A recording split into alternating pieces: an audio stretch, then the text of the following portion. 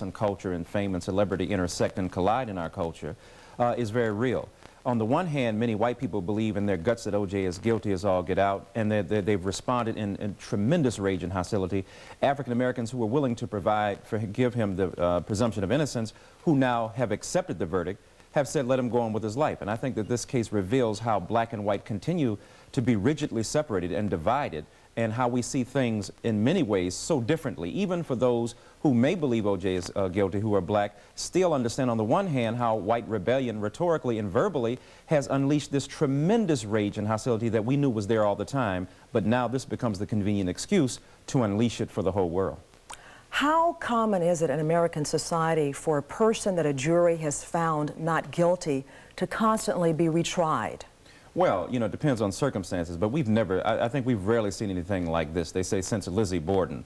And I think one of the interesting things is that white people who are used to having the justice system work for them, which means the outcome is predetermined and therefore they are satisfied. But when black folk who identify with O.J. feel, listen, this outcome was for us in a very abstract sense, then there's a problem. So black people are saying, wait a minute, this very justice system that you said you abided by, whose rules you subscribe to, when it works against you, now all of a sudden the jury system is outmoded. Now all of a sudden justice doesn't work. Now all of a sudden we have to re-examine the case and we have to continue to try to vilify and demonize O.J. What would you say, though, to some white Americans who say it's not about race at all? We simply believe, based on the evidence that was shared in the court and outside the court, that this man is guilty, and to simply say that race plays a major role is simply overlooking what clearly we can see was evidence. Sure. Well, there are many black people who believe O.J. was guilty, but this is why it's about more than evidence. If it's about evidence, then the murders of Medgar Evers would have created the same kind of rage. If it's about evidence, the murder of Emmett Till would have evoked that same kind of rage. There have been many black people who have died, more terrible deaths than even Nicole Simpson or Ron Goldman, God bless their souls. The point is that white folk were not, enraged or had this kind of hostility in light of those murders. I think what happens here is that white folk have to come to grips with the reality that race rules America, that it abides in our consciousness and in our country, and it has really distorted our psyches and distorted our relationships with one another. And to pretend that O.J. created race as opposed to revealing racism is to miss the ways in which we continue to fight one another across an abyss that has not been bridged by all of our efforts heretofore. Do you think a time will ever come when race will not be the predominant factor in this American culture? Good God Almighty, I hope so, but I think it's going to be a couple centuries off. Okay. All right. Thank you so much. When we return, Simpson jurors speak out about how their lives changed after the verdict. O.J. The Aftermath is sponsored in part by Jackson Hewitt Tax Service. We do taxes better. I never itemized before. Jackson Hewitt not only got it done, they got me a loan on my refund in 2 days. I don't mind paying for quality. Jackson Hewitt did a better job in less time. Plus, I got my money faster, too. You know, it's funny. Jackson Hewitt found deductions no one ever asked about. Got my refund faster, too.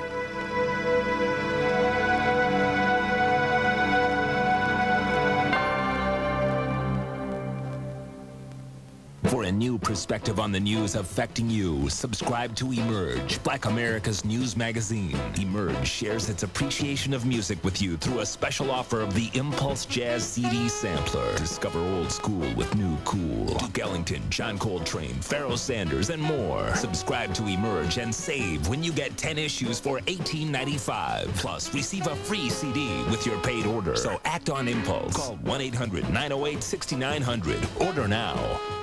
Hi, I'm Steve O'Brien. Millions of Americans suffer from negative credit ratings. It may be due to a job loss, separation or divorce, an illness, billing dispute, or family crisis. Call National Credit now at 1-800-YES-CREDIT. That's 1-800-YES-CREDIT. Operators are standing by right now to give you the confidential information you may need to get back into the credit system. So all consumers who've ever had a credit problem, call National Credit at 1-800-YES-CREDIT for your confidential analysis. The expression causes elation as Black Cat shows appreciation in rhyme for the art form that exceeds all boundaries of time. It must be jazz. See how the island nation of St. Thomas is trying to get back on its feet after a devastating hurricane. This Friday on BET News at 6:30 Eastern. Superior Court of California, County of Los Angeles, in the matter of the people of the state of California versus Orenthal James Simpson, case number BA097211. We, the jury, in the above entitled action, find the defendant Orenthal James Simpson not guilty of the crime of murder in violation of Penal Code Section 187. The Simpson trial forever changed the lives of the 12 jurors in the case. BET News correspondent Stephanie Frederick talked to 3 of those jurors. And we cannot apologize and will not apologize for our decision. You know, I'll go down to my death supporting the decision that I made. Her name is Armanda Cooley, but you can call her Madam Foreman. For nearly 9 months, Armanda sat with 11 other jurors, including Marsha Rubin Jackson and Carrie Bess, through the grueling testimony of the O.J. Simpson trial. What? If they thought their lives would ever be normal again, they were wrong. So I'm just now feeling like I'm finally getting back, maybe back to my daily routine of going to work, coming home, sitting on my couch, and just relaxing. Phone still rings. A Dateline exclusive. Today, we'll ask members of the O.J. jury the tough questions. And there was no way, under God's blue sky, that you were going to find Simpson guilty. These jurors feel they went on trial the day O.J. Simpson went home a free man. They say they've been constantly attacked, second-guessed, and insulted. And they say it hurts. Well, I did my job. I did what, you know, the system has wanted me to do, and I gave them my life. Okay? I actually gave them my life, and then I'm chewed up and spit out. They are like family now, friends who survived an incredible ordeal. Tired of talking, the 3 women wrote a book, Madam Foreman, A Rush to Judgment. In it, they recount their 267 days in the jury box, and some of it might surprise you. If it doesn't fit, you must acquit. Remember the gloves? Both Marsha and Carrie thought they fit. But no one was impressed by Cochran's hat trick. In fact, Marsha found the lead defense attorney a little too theatrical. He was a cocky bastard. I still believe that he's a great lawyer, but he was too theatrical, too many theatrics in that for me. All he had to do for me was just give me the basics. All 3 women agree it wasn't the defense that won the case, but the prosecution that lost it, in large part by putting their faith in the wrong witness, Mark Fuhrman. He was racist. He meant what he said. He had a vendetta against black. But even with Fuhrman to blame, all 3 women say they were unprepared for the sharp racial divide in the country after the trial. Do you know, we didn't even know all of this was going on. We were surprised when we got out and found the world was black and white again. I like to pass that. The jurors also say much of the evidence presented was belabored, drawn out. Often they felt patronized, and the attacks on their intelligence by the press and the public are the hardest of all. If they had lawyers to explain things to them the way we had lawyers to explain things to us, whether they were educated or sharecroppers, that's right, they could have understood it. Right. The trial of the century was put to rest 4 months ago, but rest is a stranger to those who passed judgment on O.J. Simpson. They are haunted by the sound of the grieving families and the graphic nature of the trial. I can see the bodies, I can see the stab wounds, I can see these things. I can hear, you know, it's just like we're in court. It's just like you're sitting there. All I have to do is just stare, and I can pick it up just like that. Though confident of the trial's outcome, the women say they believe Simpson could have information about what led to the deaths of Nicole Brown Simpson and Ron Goldman, but that information never came out in court, and so they accept what a large part of the population cannot. The verdict stands. Not guilty of the crime of murder. He can run down the street butt naked today, screaming that he did it and that he's guilty. It will still not change the fact that my vote depended on the evidence that was presented to me, and the prosecution did not prove their case beyond a reasonable doubt and any uncertainty. In Los Angeles, Stephanie Frederick, BET News. Most likely, Simpson will face another set of jurors in the wrongful death civil suit filed against him by the Goldman and Brown families. Here with me to talk about that case is former federal prosecutor and criminal defense attorney William Martin, no relation. The civil trial is scheduled to begin in April. Let's talk first about the differences here between the civil trial and the criminal trial. Cheryl, when O.J. was charged with the crimes of murder of the two individuals, he was charged by a grand jury and indicted. The prosecutor in California had to prove its case beyond a reasonable doubt. When you heard the jurors render that verdict, not guilty, what they were saying was that the prosecution did not find beyond a reasonable doubt that O.J. Simpson had committed these murders. What that means is that in their minds, if they had any doubt based upon reason, then they must return a verdict of not guilty. They did not say he is innocent. They did not say they do not believe that he did it. They said that the prosecution did not meet a burden established by the law, and that is not guilty beyond a reasonable doubt. It's different in a civil trial. In the civil trial, the plaintiffs, the Goldmans and the Brown family, have filed a wrongful death suit. It's a civil case, and the burden there is a preponderance of the evidence. It's a different burden, a lesser burden. What the jury, when they hear that case, has to decide is whether the plaintiffs have proved their case, not beyond a reasonable doubt, but whether they've met the burden and shown that it's, quote, more likely than not. That's a much different burden. And based upon the evidence that we've all seen in the criminal case, based upon the reactions of the jurors in that case, it is quite possible that a jury in Santa Monica, not within the inner city of Los Angeles this time, may conclude that based upon that evidence, we believe that it is more likely than not that O.J. Simpson is the person who committed these murders. Also, it's not necessary to have a unanimous decision. Oh, that's quite important. In the criminal case, there are 12 jurors.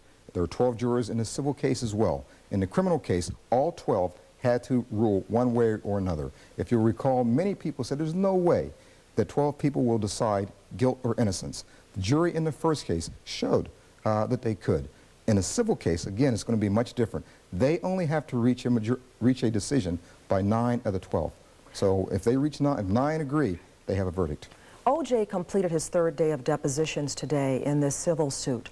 Why the depositions, and what's the purpose of the depositions? Unlike a criminal case, in a civil case, you're entitled to open discovery in advance of the trial. This is discovery. You're allowed to ask questions. You're allowed to write to discover the other side's case. In a criminal case, both sides essentially keep their case to themselves until you get into the courtroom. That's not what it is in a civil case. You can almost try a civil case in advance of trial. By taking depositions, O.J. is being forced to tell his side of the story. In a criminal case, he had a Fifth Amendment privilege against self-incrimination. Nobody heard from O.J. You hear now the lawyers saying that O.J. is contradicting himself. Things he's saying during the course of his deposition do not appear to be in sync with the evidence in the criminal trial. O.J.'s never testified. They're saying that O.J.'s version of the facts is different from that presented by his lawyers. Well, it has no bearing and makes no difference in this case. O.J. will be entitled to tell his story and will be forced to tell his story, and the plaintiffs will be able to take that piece of evidence and use it to impeach O.J. if he's called as a witness during the actual course of that trial. And if there are inconsistencies from what he said or what was implied during the criminal trial, there could be some problems. Well, it could be problems, but the jury in the civil case will also be instructed by the judge and by the lawyers to render their own decision based only upon the evidence you've heard in the civil case, not on the news, not in the criminal case, and not by the lawyers. So who knows what that jury will do. It'll be a different trial. Thanks for joining us for that insight. Quite welcome. Simpson family members will speak out for the first time since the acquittal in just a moment. So we have the beginning of our window of opportunity. And it's wrong in America for this to be happening. I wish to assert my Fifth Amendment privilege. It was the trial of the century with a celebrity suspect. Absolutely 100% not guilty. Now, for the first time, O.J. Simpson speaks out in an exclusive 90-minute, unrehearsed, uncut, uncensored interview. Your time between 9:36 and 10:53. Where were you? If you were innocent, why did you run? Did you kill Nicole Brown and Ron Goldman? This home video cassette documents his first public words and examines the controversial evidence found at his Rockingham home. You're the only one who knows really the truth of what you're saying. No, there's somebody else that knows the truth. Who's that? It's the person who killed him. Whether you believe he is guilty or innocent, finally, the explosive, no-holds-barred interview. 1-800-OJ-TELLS. Judge for yourself. You say O.J. O.J. sold out. No, he didn't sell out. He was drawn out. Most of our top stars are drawn out. And then when you get them, you imprison them with fear and distrust. You don't want them to speak out on the issues that are political, that are social. They must shut their mouths, or you threaten to take away their fame, take away their fortune, because you're sick.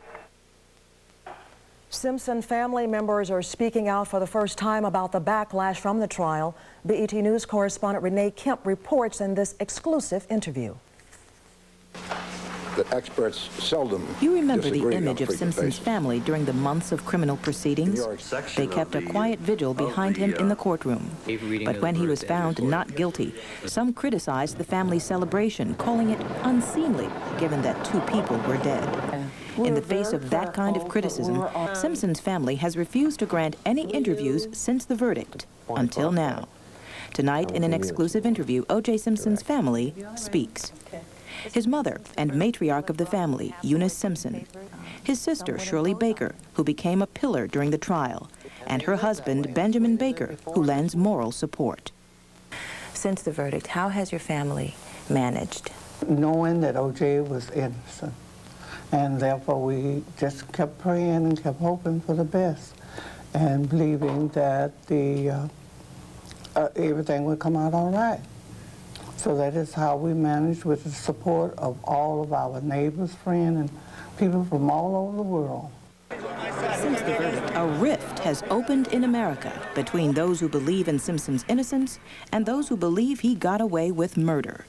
In his old San Francisco neighborhood, this mural that bears the likeness of number 32 used to be a mark of Simpson's hero status. Now, loyal fans keep coming back to erase graffiti that still accuses an acquitted man. O.J. has thousands and thousands of friends and well-wishers, and he is not trying to commit suicide. He's not depressed. He's not all the things that you're reading about in the paper, and that's what we're really upset about. And we're happy that he's doing this interview with your company so people can see him and can hear in his own words what he has to say. When the verdict was read, and America appeared to be split right down the middle along racial lines, did that surprise you that the verdict split people that way? This day and age, no. They spent over $8 million, $8 million, trying to convict an innocent person, but justice won out. It goes to prove, though, money cannot convict an innocent person. Simpson is bound for court again in the wrongful death suit brought by the Brown and Goldman families. He may be facing several more days of depositions. Listen to O.J.'s deposition. Listen to what O.J. has to say for each of these points, and then make a decision. Because what has happened in the past, a lot of the things that the DA, Marcia Clark, and Chris Darden have said, they've made remarks, they've said different things. Wait and hear what O.J. has to say. Don't rush to judgment. Just wait and see, which is what we're supposed to do here in America. We're supposed to wait until everything is said before you make a decision. And you're glad your brother's speaking out? Yes, I am. I'm very glad. And you, Mrs. Simpson, are you glad that your son has decided to speak out tonight? Yes. Why?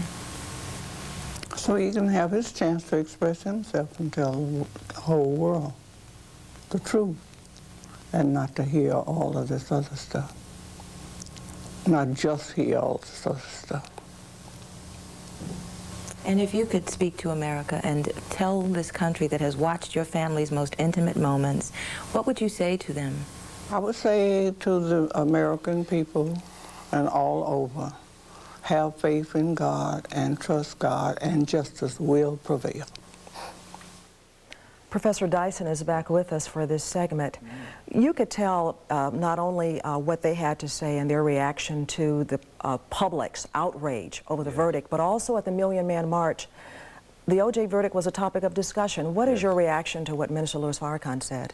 Well, I think Mr. Farrakhan is speaking to the perception among many African-American people that this system does hold a carrot in front of us to seduce us into being complicit with the forces of oppression in American culture. It causes us, as he said, not to be drawn out and to sell out. So I think, as I argue in my book, Between God and Gangster Rap, O.J. Simpson becomes a metaphor for how black Americans know that we have been seduced by the goods, the material wealth, the seductions of being a crossover figure to transcend race, that it's a very strong force. And often we're able to abdicate our own sense of racial responsibility in deference to what we consider to be the rewards of this American capitalist system. And Farrakhan was speaking in very poignant and powerful fashion to that real seduction. And that's why I think many African-American people were willing to give O.J. the benefit of the doubt, because they felt the pain of his surrender and knew what it meant to, in that sense, be called a sellout. Thank you so much. And we'll be right back after this. So we have the beginning of our window of opportunity. And it's wrong in America for this to be happening. I wish to assert my Fifth Amendment privilege. It was the trial of the century with a celebrity suspect. Absolutely 100% not guilty. Now, for the first time, O.J. Simpson speaks out in an exclusive 90-minute, unrehearsed, uncut, uncensored interview. Your time between 9:36 and 10:53. Where were you? If you were innocent, why did you run? Did you kill Nicole Brown and Ron Goldman? This home video cassette documents his first public words and examines the controversial evidence found at his Rockingham home. You're the only one who knows, really, the truth of what you're saying. No, there's somebody else that knows the truth. Who's that? It's the person who killed him. Whether you believe he is guilty or innocent, finally, the explosive, no-holds-barred interview. 1-800-OJ-TELLS. Judge for yourself. BET's Caribbean Rhythms presents Jamaica Me Sweat, the workout video. Work out and sweat with dancehall queen Patra, the hottest new collection of reggae music, and some of the best fitness instructors in the country. You'll benefit from the workout and learn the butterfly and other dance moves. Just watch this. That's it. Fly away. Give me a body square, please. This is an exercise video like no other. You can work out in the morning and dance into the evening. No more step aerobics, no more boring routines. A solid workout program with great music. If you order the video now for $19.95, we'll send you a free CD or cassette audio track of the music. A $32 value for only $19.95. Order now while supplies last.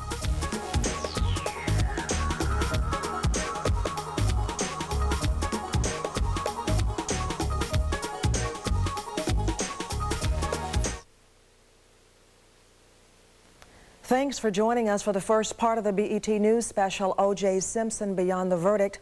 Be sure to stay tuned as BET News anchor Ed Gordon conducts an exclusive interview with O.J. Simpson in Los Angeles.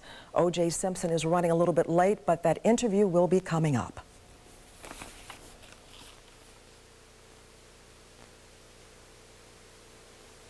The expression causes elation as Black Cat shows appreciation in rhyme for the art form that exceeds all boundaries of time. So we have the beginning of our window of opportunity. And it's wrong in America for this to be happening. I wish to assert my Fifth Amendment privilege. It was the trial of the century with a celebrity suspect. Absolutely 100% not guilty. Now, for the first time, O.J. Simpson speaks out in an exclusive 90-minute, unrehearsed, uncut, uncensored interview. Your time between 9:36 and 10:53. Where were you? If you were innocent, why did you run? Did you kill Nicole Brown and Ron Goldman? This home video cassette documents his first public words and examines the controversial evidence found at his Rockingham home. You're the only one who knows, really, the truth of what you're saying. No, there's somebody else that knows the truth. Who's that? It's the person who killed him. Whether you believe he is guilty or innocent, finally, the explosive, no-holds-barred interview. 1-800-OJ-TELLS. Judge for yourself. We've just been told O.J. Simpson is running late. He's stuck in traffic, but he will be appearing in just a few minutes, so I will continue my discussion with Dr. Dyson. Yes. You talked about, of course, the whole issue of race in this O.J. trial. Yes. How do you think at all that it's trickled down to the average black man that he is feeling the effects? Well, I think in one sense this is an artificial and illusionary kind of case.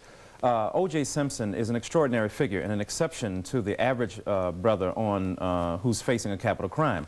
They don't have the kind of capital he had, they don't have the money he had, the kind of fame he has, the kind of celebrity to deter his conviction. And I think what's being obscured here is that race is central and dominant, but so are the issues of fame, so are the issues of celebrity, and especially the issue of domestic violence. I think many African-American women who themselves were violated identified with O.J. against their own best self-interest. And I think that white women understood domestic violence, but they didn't understand how racism privileged their own white bodies over black women's bodies. Black men understood the race dimension, but they missed the domestic violence. White men felt in their guts that O.J. was guilty, but they don't understand how many black men are prejudged daily, and many women are prejudged. And black women understood how race and gender and class come together, but often were forced to choose one over the other. This case exemplifies the enormous entanglements of race, class, and gender, and how we have failed to generate a vocabulary that will help us analytically unmask the problems that we face in this country. Has this trial really been successful in the aftermath in opening that dialogue? Well, yes, the dialogue certainly is coming forth, but unfortunately many of our white brothers and sisters in this country for the first time feel the kind of pain in the face of denial that many, they now feel with O.J. that we felt all along. When we knew we had a smoking gun, the bullet was there, everybody knew who had killed the person, and yet justice was not rendered. For the first time in a kind of colossal way, white Americans are forced to come to grips with the pain of being denied legally something that was morally compelling. And I think what our white fellow citizens have to do then is to think about the ways in which black people daily pay that kind of penalty, and how we have to understand that justice has to be distributed among all peoples. But do you honestly believe that whites are experiencing the pain, or is there so much anger from many of them that it hasn't really reached that level yet? Sure. Well, there's no question that there's deep rage, hostility, and anger. You know, I'm on television programs and radio programs, and white folk calling up, well, this has made me question my faith in God. Oh, we want to take back all the stuff we gave you people, affirmative action, and all the good things we've done for you the last 30 years. Well, that reveals right there that white folk have been deeply entrenched in this racist ethos in American culture and really have not recovered from their sense of loss that black people now have made some gains. And I think that the O.J. Simpson case really signifies how white folk have failed to talk about race, how black folk have failed to talk about how we can't identify with a person simply because he's black. And so it forces both communities to open up avenues that we heretofore had not proceeded down. Do you think O.J. Simpson was surprised by the reaction? Well, he was thanking Jesus, I know that. I think he, in one sense, he said he wasn't, but I think he at some level he was. Because his fate was in the hands of 12 people that, in one sense, had poker faces. He couldn't determine. But the reaction to the verdict? Oh, the reaction to the verdict. I think so. Let's be honest. As I say in my book, Between God and Gangster Rap, when O.J. Simpson took that long, slow ride down the L.A. freeway in A.C. Collins' Bronco, that wasn't the first time he sought a white vehicle to escape a black reality. Here's a person who had bleached himself in an ocean of whiteness, believing that white was superior, black was somehow inferior.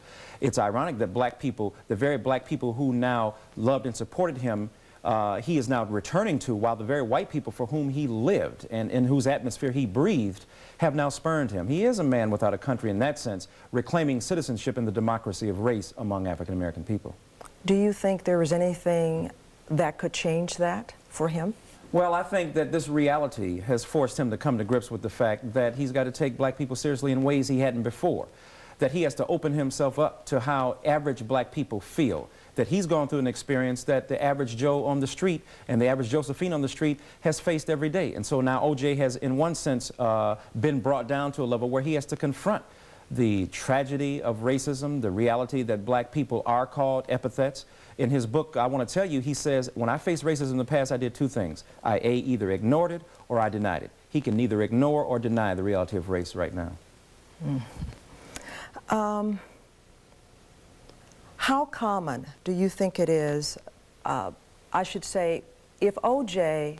were white, yes, or let's say his wife were black in this instance, yes, do you think the response would have been different? Oh, yes, of course. Black women have died, you know, heinous, vicious deaths for centuries, and certainly in this century, and there's been no press.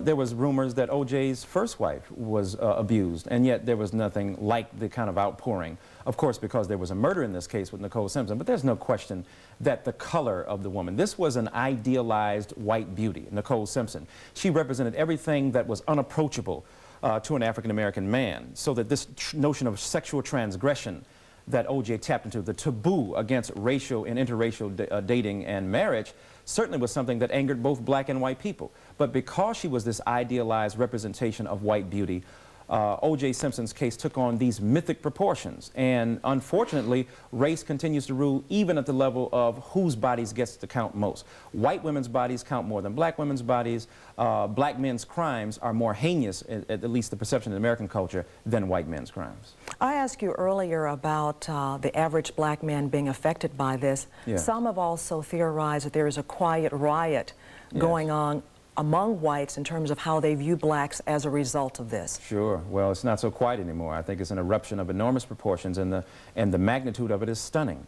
And this is why it was unfortunate last night that our president didn't speak, I think, quite forthrightly to the issue of race, because it continues to permeate every fabric and fiber of our society.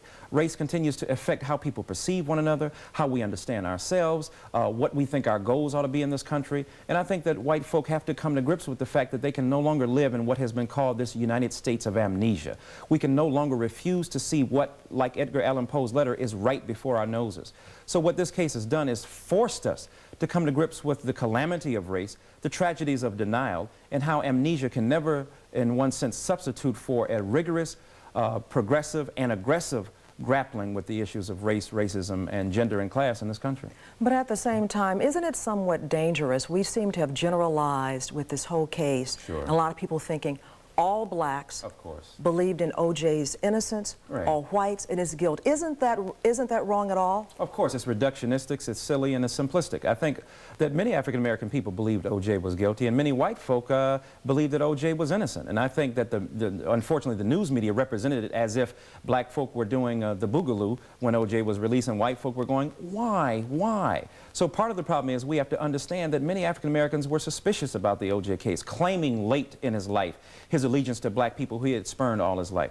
I think that many African-American people doubt that O.J. Is innocent and believe he's guilty, and yet they also understand that despite his guilt, that he has become this metaphor for the contorted, tangled relations of race, class, and gender, and how black people have not been honest about our own lives. We have to face up to the fact that many of us have gotten with O.J. simply because he's a black man. We haven't gotten with Mumia Abu-Jamal. We have not talked about Geronimo Pratt. So the bourgeois middle class identification with O.J. reveals the class divisions in our own African-American community and ways in which we have not faced up to the realities of race and class in our society. Dr. Dyson, thank you so much for joining us. Thank you very kindly. And now we go to Los Angeles.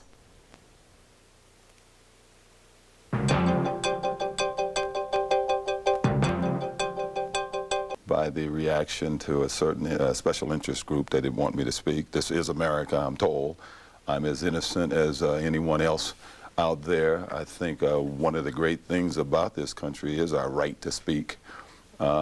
People seem to, early on, people seem to be speaking for me.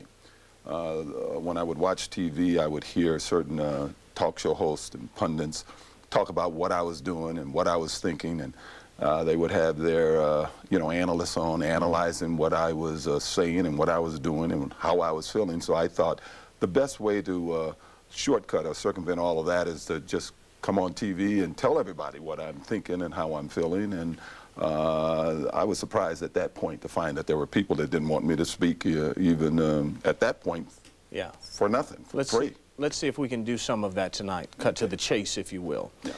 There are people still today who believed you murdered your ex-wife and Ronald Goldman. There are also people who suggest that maybe if you didn't do involved, anything that I might say along those lines would be pure speculation. So why is it so hard for the majority, if we believe the polls, of white America and a fairly decent number of black Americans to believe you? Tough question. One, I don't believe the polls, for one, judging by the people that I've been exposed to, both white and black Americans. But since the polls, the negative part of the polls, as far as I'm concerned, is white America, I can tell you, everywhere I've gone, I've been welcomed and treated with respect. And the general the sentiment that I get, not only in my front yard, or I should say on the street outside of my front yard, or when I go into restaurants, and especially when I went to Panama City. The people were truly tremendous down there. They made me feel well high. The reason why, and we can go into it, I think the media. I think the media is the main reason why America is feeling the way they're feeling, because I don't think the media was given, I don't think the public saw when they came home from work or whatever they were doing at the end of the day and sat down and watched the news and watched some of these talk shows, they were lied to. It's going to be very hard for people to accept that when they see the Brentwood butcher signs, the guilty signs hanging in the neighborhood that you lived in for years and years. The people that yelled out, "Killer in this neighborhood, we don't want you anymore." Now, are you suggesting that that didn't happen? No, what I'm not only suggesting, what I am telling you is that night, if that was said, I didn't hear it, but someone said that night a group came. I would tell you that the majority of those people in that group was not from Brentwood. And I would ask any news media out there, you go back and you look at the video of that ride home. You look at me coming down Sunset. You look at me arriving at my home. The vast majority, I'm telling you, 95% of the people were clapping and giving me a thumbs up sign. Bob Kardashian and I, Bob was actually counting what he thought were negative reactions, and he said he counted 5 or 6. Now, there may have been a group of people in that 5 or 6. We saw 2 negative signs. We saw tons of welcome home O.J. signs, yet the only thing that the media showed you that night were the Butcher of Brentwood sign that was near the freeway and another sign that said murderer. I suspect, though, Mr. Simpson, that you've got to be hurting in the sense of, and I don't know if you're putting the best face on it with that, the idea that the country club you belonged to for years said they didn't want you anymore. Well, they didn't tell me that, but I'm sure there are people there that feel that way. Your management company that represented you? Once again, you know, it's I think the thing that I'm most disappointed in is the lack of backbone of organizations and people. This is America. I went through this ordeal, this grueling ordeal. It was horrible, and I sat there and I tried to do it with some dignity. The toughest thing was holding my friends and my family, my sisters. It was tough at times to hold them down and say, hey, we'll get through this. And I see people who will say one thing to me, yet they'll put a different public face on. And once again, we get into the media. You say my management company dumped me. What management company dumped me? They tried to sign me 15 years ago and I wouldn't sign with them. They have not had a contract with me for 15 years because I wouldn't sign a contract for 15 years. Most of my business deals, I negotiate myself. Sometimes there are business deals that come to me that I think a certain person at this particular company is best at. He's my friend. He is still to this day my friend. And I will say, actually, Jack Gilardi. I'd say, Jack, here's the deal. A couple of times he has brought me deals, but I did not have a contract with this company because I wouldn't sign a contract with this company because I felt that I was the best person to negotiate my deals, and as I said, in a few instances, I would allow them to do it. Do you at all understand the skepticism that people have? The doubt that they continue to have? It's almost impossible if you are... I guess what I see people with a lot of negativism in them. Negative people with a bony axe. I think I am now every certain group of women, I should say, out there who has had a bad experience with a man, who's been in an abusive relationship. I have become their whipping boy. You know, I am the guy that they look at.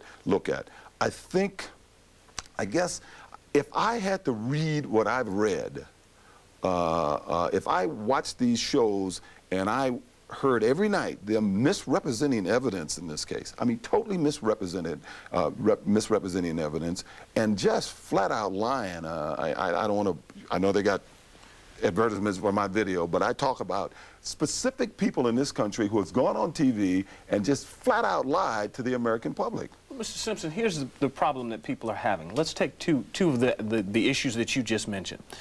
The idea that you have admitted to being in an abusive relationship with Nicole at one point in time. Yeah, we had an abusive incident in our life, and we've had plenty of arguments, which I think any couple that's been together for any length of time will the worst thing you can have, that you can ever have, is have your argument taped. I would say anybody out there that's married or that's in a relationship, Just turn a tape recorder on the next time you have an argument and play it back. You will not believe that was you. But stay with me because you even admitted at one point of actually getting physical, and you said you regretted that, et cetera, et cetera, et cetera. Yes. There are people who suggest that if you aren't guilty of murder, you're certainly guilty of abuse, spousal abuse, and that America should turn its back on you because of that. Well, I think we're looking at pretty much the same, we go to the same thing about this verdict. In 1989, I was involved in an argument that got physical in my home. I feel I was wrong. I feel I should have handled the situation a lot better. I didn't make any excuses. I went through the legal system. I made no excuses there. They gave me, I guess, a fine or penalty. They gave me, I had to do community service. I did it all. My wife and I, at that time, went on with our life. We had a very close relationship. We talked about it. We went to therapy together. We went to therapy away from one another because it was a very traumatic incident in our lives for us. I paid my dues for whatever that crime was. If it was a crime, I paid my dues. I've gone on with my life. What I want to know is, I saw a group a week or so ago. I tell you what, I want you to get the story in, and I want to continue on that same line, but rather than interrupt you in the middle, we're going to take a break and we'll come back. Back in just a moment.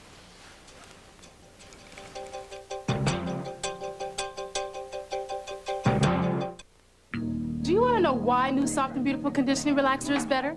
Just listen. Well, I've used Optimum and Dark and Lovely, but nothing works better for my hair than the new Soft and Beautiful. It's just better. Well, you know, most relaxers I use leave my hair dull and dry looking, but with the new Soft and Beautiful, my hair is soft, straight, and shiny. It's just better. This relaxer conditions better than any other relaxer I've ever tried. All I can say is, if you try it once, you'll never use anything else. The new Soft and Beautiful is just better. Pills take time to dissolve, but the effervescent power of Alka-Seltzer Plus cold medicine is ready the moment you take it to relieve your worst cold symptoms. Today I'd like to talk to you. Nothing rushes relief like Alka-Seltzer Plus.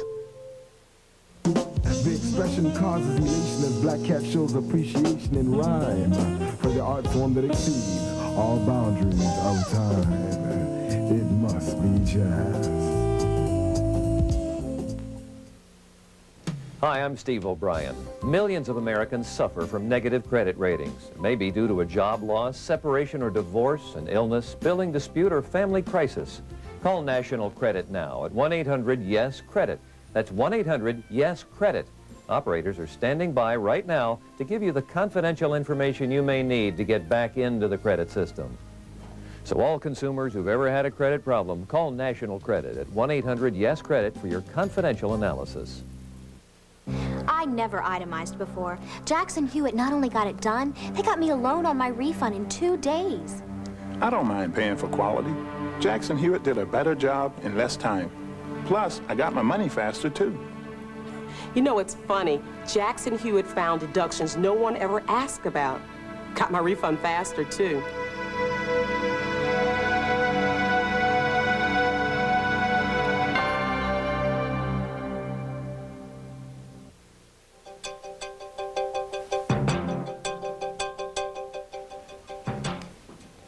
Back with more with O.J. Simpson. Mr. Simpson, we were talking about the problems that you and your wife had at one time, abuse. You were telling us that it was a one-time incident and you all went to therapy, you paid for therapy, you tried to work this out. Part of the confusion comes in the things that were brought out by the media, and perhaps you'd like to explain this, the things found in a safety deposit box, the letters she had written, the concern that she had told to friends about abusive relationships, et cetera, et cetera. Well, one, I can't really talk about the evidence in the case because I'm on a contract with the people that I did the video with, and of course I'm in a deposition, but I'll try to talk as much as I can around this particular issue. I think you have to look very closely at the people who claim these things were said.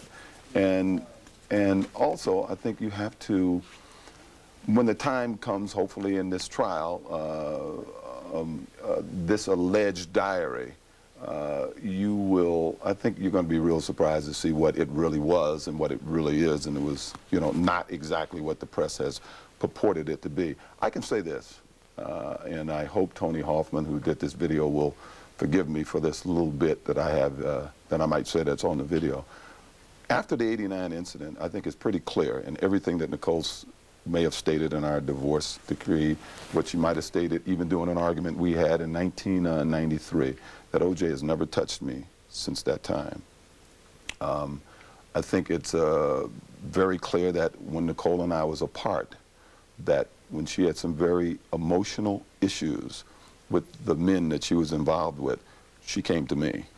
I don't think a woman would do that if she felt that this person was insensitive or abusive, and certainly not jealous or possessive. If, even when we were divorced and apart, that when she had personal problems, she came to me, and these are all very provable things that you will be hearing about in this next trial. And so all of the things that we've heard about you stalking and intimidating, all of those things you say are incorrect? Totally BS, and once again on this video you will hear that. You know, I don't want to be hawking the video, I tell you what though, let me stay with the video for a moment. Yes. Then I tell you what bothers some people, Mr. Simpson. Yes. And I wanted to save this for later, but since we're here, people will say to you, if you're innocent, and indeed you want to tell your story, why do I have to pay $29 to hear it?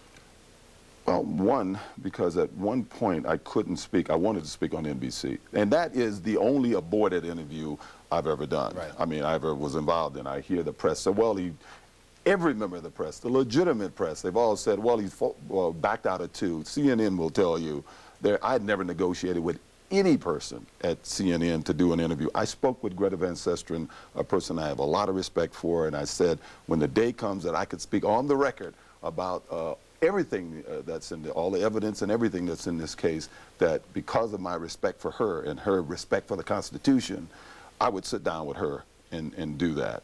But I've reached a point where I have to support my family.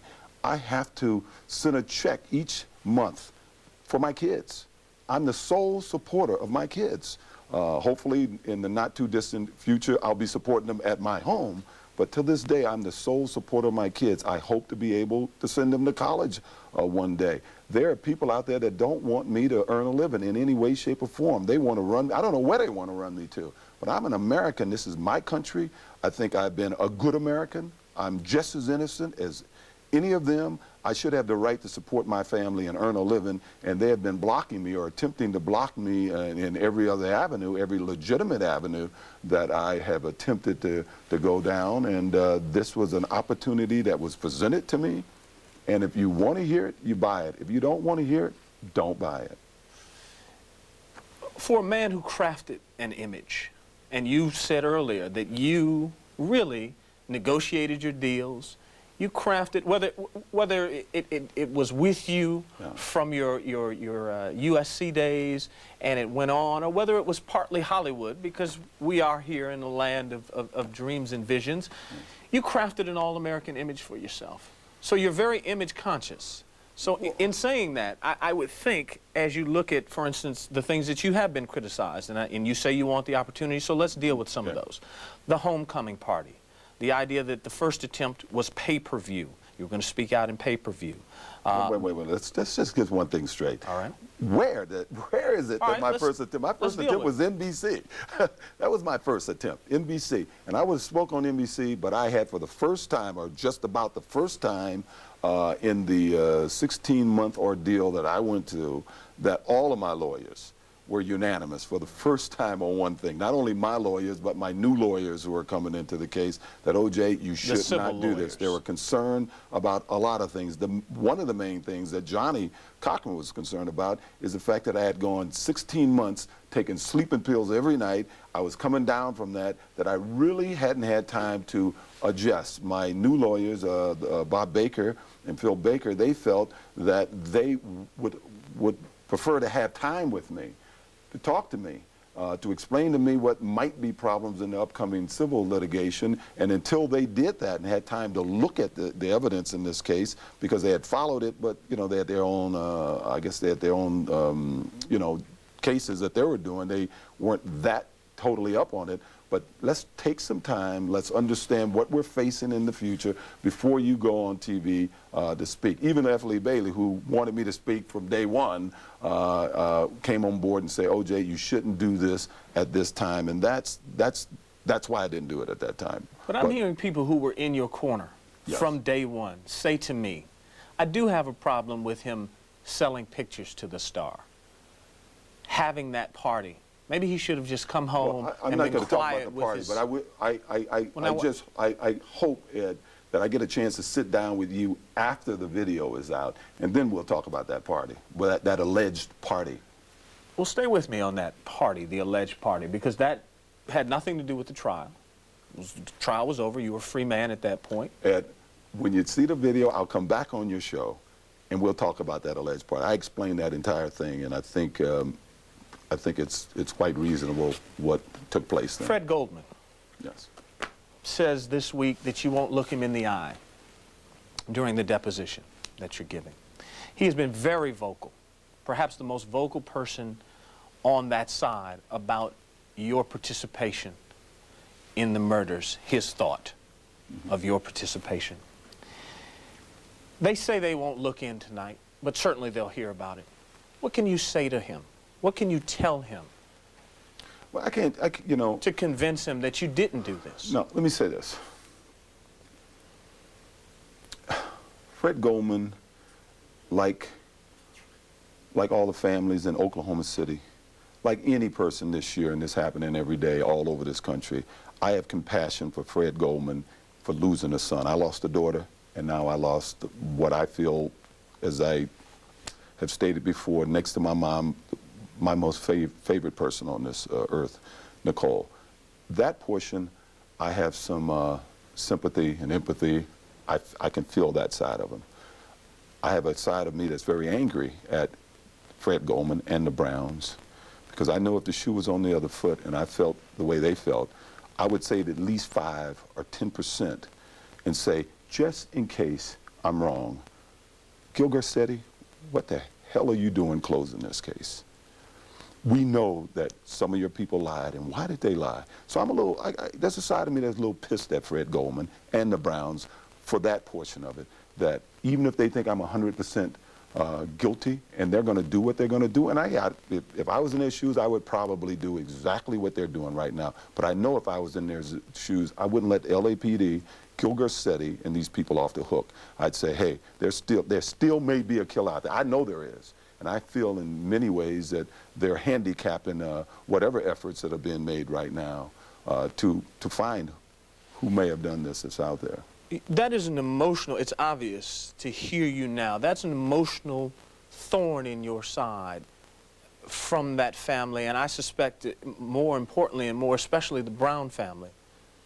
Yeah, I'd say that's true. The Brown family, Judy and Lou, I love them, and I think they're great grandparents. The rest of the family, I think what they've done and what I know for a fact that they've done has been very self-serving. I don't think they've been true to the memory of Nicole, who she was. I know in some cases that pictures were sold to the rags, unflattering pictures by one of her sisters, and when that day comes, we will address that. It hurts me to know that my daughter Sydney may have to, you know, be exposed to that one day, and someone who's supposed to have loved them made money from that. That upsets me. You talk about the LAPD closing the case. That obviously says something about what they think, that they truly don't believe that there's another killer out there. Ed, let me just make one point. When you say LAPD, and that's been an unfortunate thing that has happened in this case. When you say LAPD, it's not every person at LAPD. You got a small group of people at LAPD that I blame. I've had police officers since I've been out. One on a motorcycle drive up on me, gave me a thumbs up, did his thing, and mouthed to me, you got screwed. I had 2 police officers outside of my house tell me I got screwed. So it is not everybody with LAPD. I've heard this junk from Chief Willie Williams, and especially a guy that I think is one of the the cause of this problem, whatever problem from Rodney King to myself that's happened in this town, Daryl Gates, And when time you say and time junk, again. I suspect you mean, well, let me... propaganda, okay? I was just trying to clean it up a little bit. Go on TV time and time again and tell me about what police officer would and would not do. When I was sitting in jail, it was amazing to me, right after the Furman thing began to unfold, how many 17 and 20-year LAPD police officers that Willie Williams took their badges from them for forging evidence, lying, forging evidence in capital cases. Yet I got to hear, on another hand, that they don't do this stuff. This stuff doesn't happen. I'm hearing now that, I can't find the word, Furman. I guess they're looking into Mark Furman now, and As to whether he perjured himself. Yeah, whether he perjured himself, but more importantly, I can't think of the legal term, whether there was a germane, I guess is not the legal term, to the case. And I'm saying the same people that I see on TV saying that a black jury let a black man go, and that is because of race, but they're saying it's not germane, this man's hatred for blacks. Let's get into race in just a moment. We're going to take another break, give you a chance to gather your thoughts, and we'll be back in just a moment.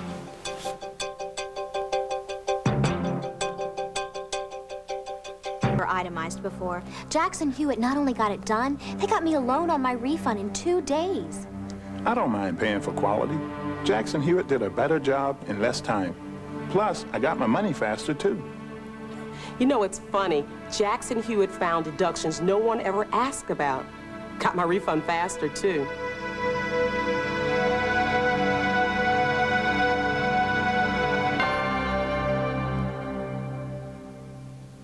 Stay with BET and tell us what you think about the O.J. Simpson interview during a special viewer call-in show at 11.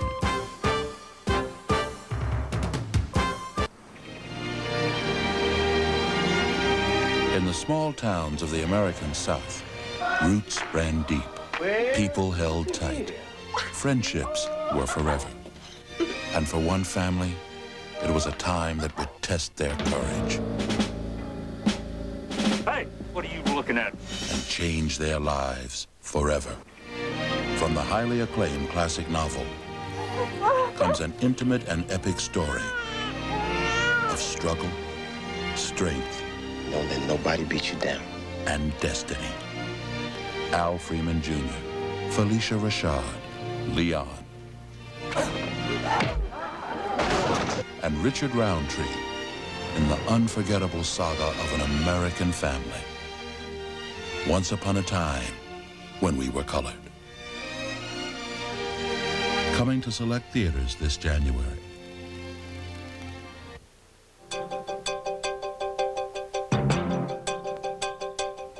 We're back coming to you live with O.J. Simpson, his first televised interview since his acquittal. Mr. Simpson, one of the things that I wanted to get to before we get too far off the LAPD question and the idea of the case being closed, you, through your son on the day you were acquitted, suggested that you would not rest until the killer was found. A lot of people, and address this please, are suggesting that while I don't necessarily think they want you out there hunting for them, but maybe they do, you're spending too much time on a golf course. You're spending too much time making a video. You're spending too much, and you're not doing a thing to find them. Please tell me where you are in that. Well, first of all, to clear something up, I spent 460-something days, I believe, behind bars. When I came out, I spent 2 weeks literally sitting in a house and in a yard, just getting used to, you know, feeling the sun on my face. My girlfriend at the time, Paula Barbieri, said I should come down to Panama City, which I did. She lived on a golf course, which is my passion, is golf. Play it every day that I can of my life the last 10 years anyway. I flew down there to see her, and fortunately a friend and some people I didn't know but who believed in America and the jury system, and they only cared about my golf swing. I went on a golf course, and for 2 days I played golf. Physically, I wasn't able to play the third day. I had to quit and watch them play golf. That's the only time I played golf. I enjoyed it. I was out. It was early in the morning. The various people who came by were all positive. I mean, totally enjoyed it, and I don't understand. I saw where one of our former DAs, Ira Reiner, said that on TV the other night that I was arrogant or whatever, the way I've been acting since I've been out. That's the only thing I've really done socially. I mean, other than going to dinner and going to friends' houses.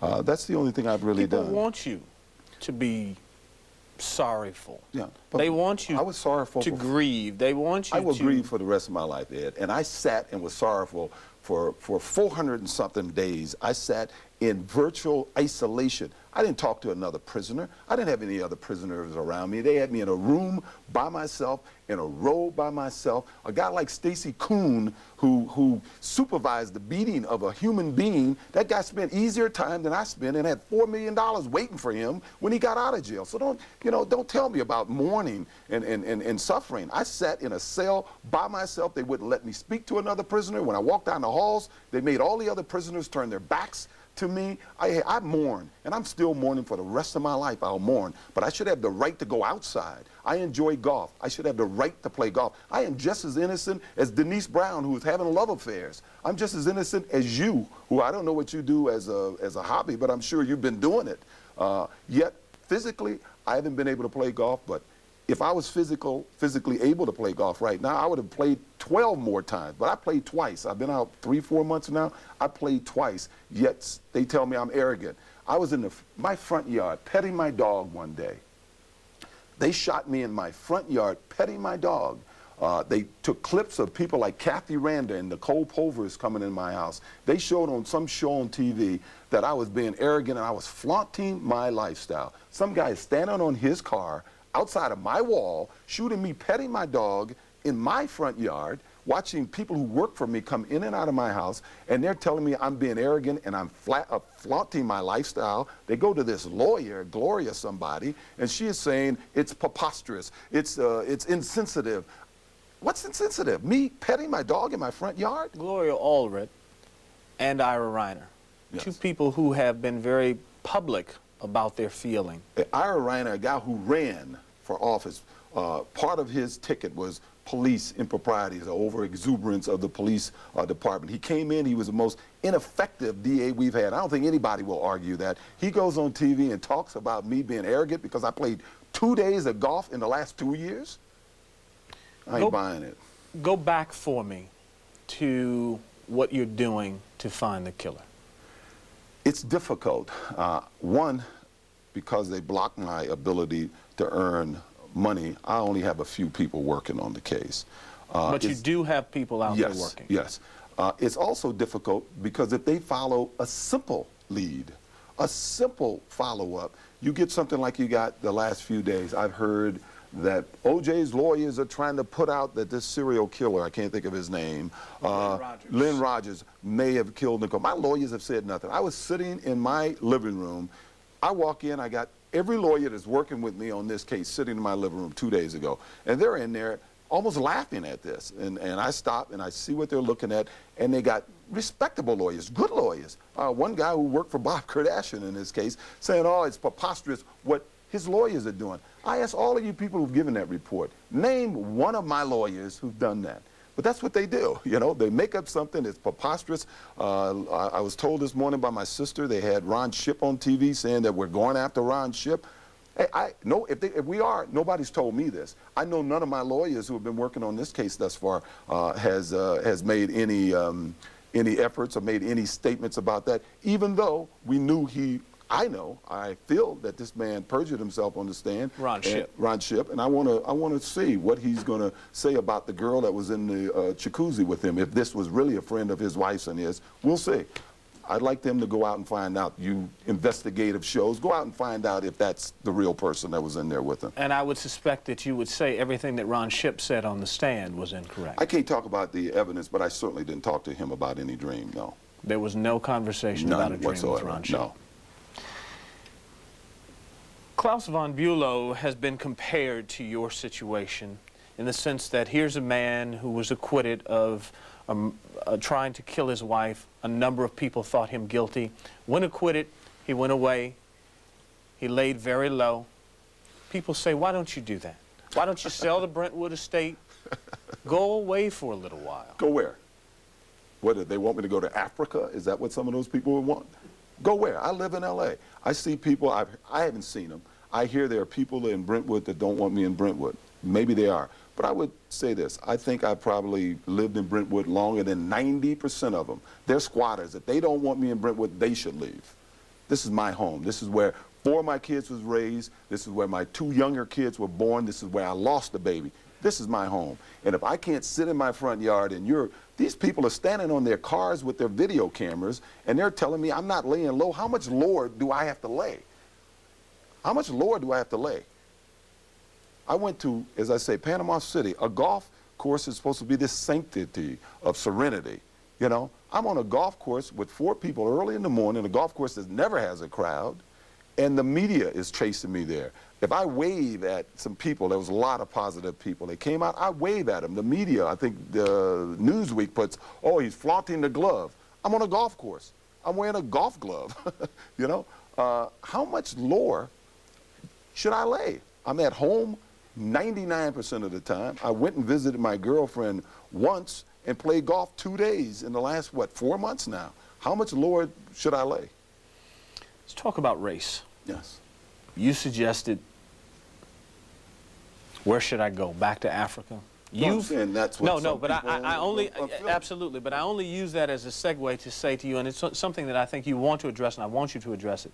There are a lot of people who said that you certainly wouldn't want to go back to Africa because you've tried to step away, if you will, from your quote-unquote blackness.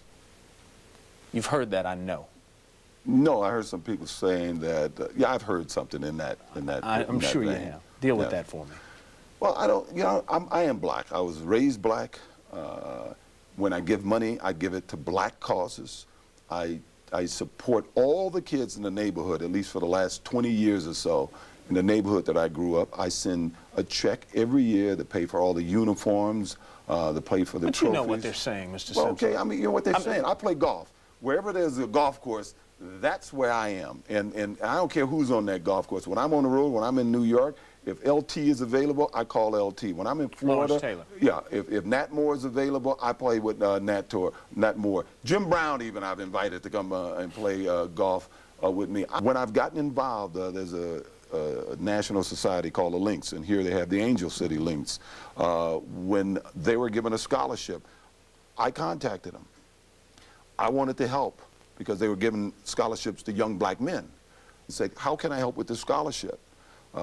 And they had scholarship money. I wanted money to make sure that when these young men went to whatever college they were going to in America, that they'd be well dressed. So I gave thousands of dollars every year for 15, 16 years now to the Angel City Lynx for their scholarship so that black men wouldn't feel embarrassed whatever campus they were going on. Since I've been out, for instance, one night, Rosie Greer, a person in law enforcement here in L.A., I don't want to name him, I don't want to get him in trouble, and I left my house one night, and some of the rag shows or tabloid shows followed us with a camera, running people off the road trying to keep up with us. Because I didn't want to bring them where I was going, which was out in what I call the community, out on 90th Street and Crenshaw in the community. The black community. The black community. I wasn't trying to get any accolades. I was going out there to talk to some young kids. I talked to them about what I thought was important for them to look forward to in the future. They were young football players, pee-wee leagues, midget leagues. Rosie talked to them about religion, and my friend who was with the Sheriff's Department talked to them about law enforcement and the law.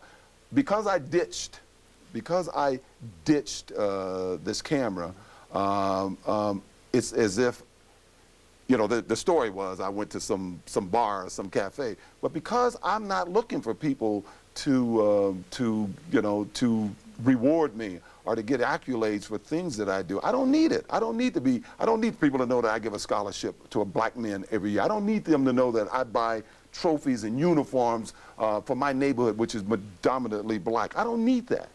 But it seems that in this country, unless you're raving about what you're doing, you're not doing anything. Deal with, because one of the things you told me when we talked about this is you wanted to tell your side of the story. You know, I took those deals. I met Nicole Brown. I like Nicole Brown. it was immaterial to me that she was white. I was in love, and I'm in love today and for the rest of my life with Marguerite Thomas now. Marguerite Whitney Simpson Thomas. Your first wife. My first wife. We spoke just 2 days ago.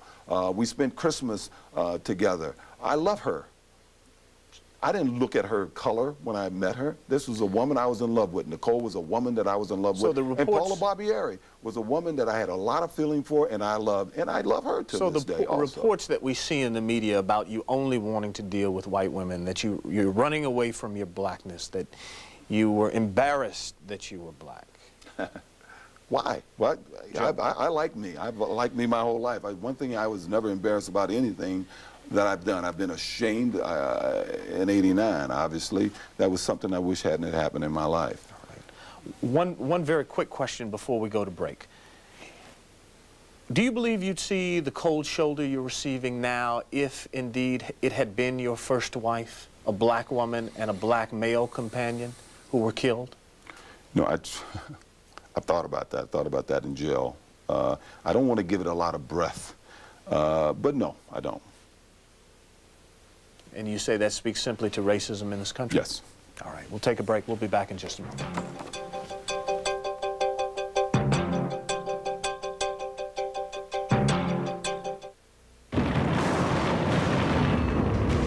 Carrie Novak won't waste a minute battling her cold.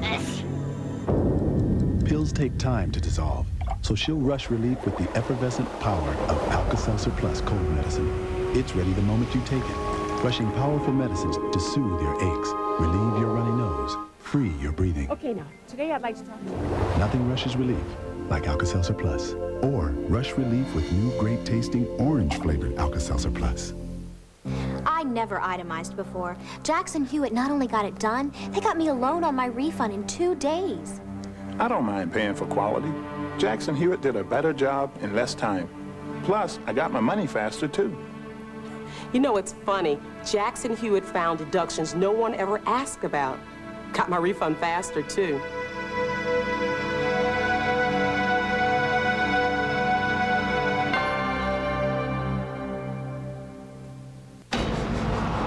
Why would you want to live in this dark world?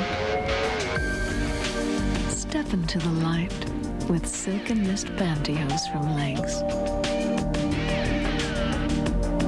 Sexy, sheer, luminous. Illuminate your legs and be beautiful. Irresistibly sheer, irresistibly you.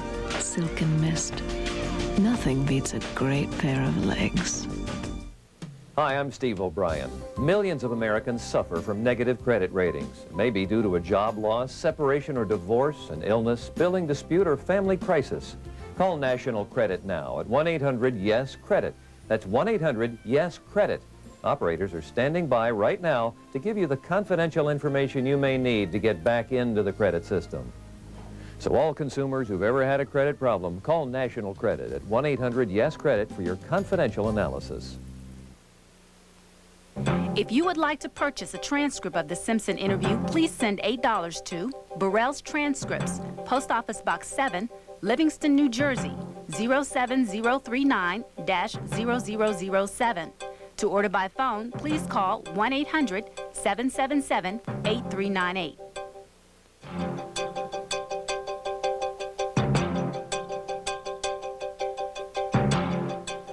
Back more with O.J. Simpson.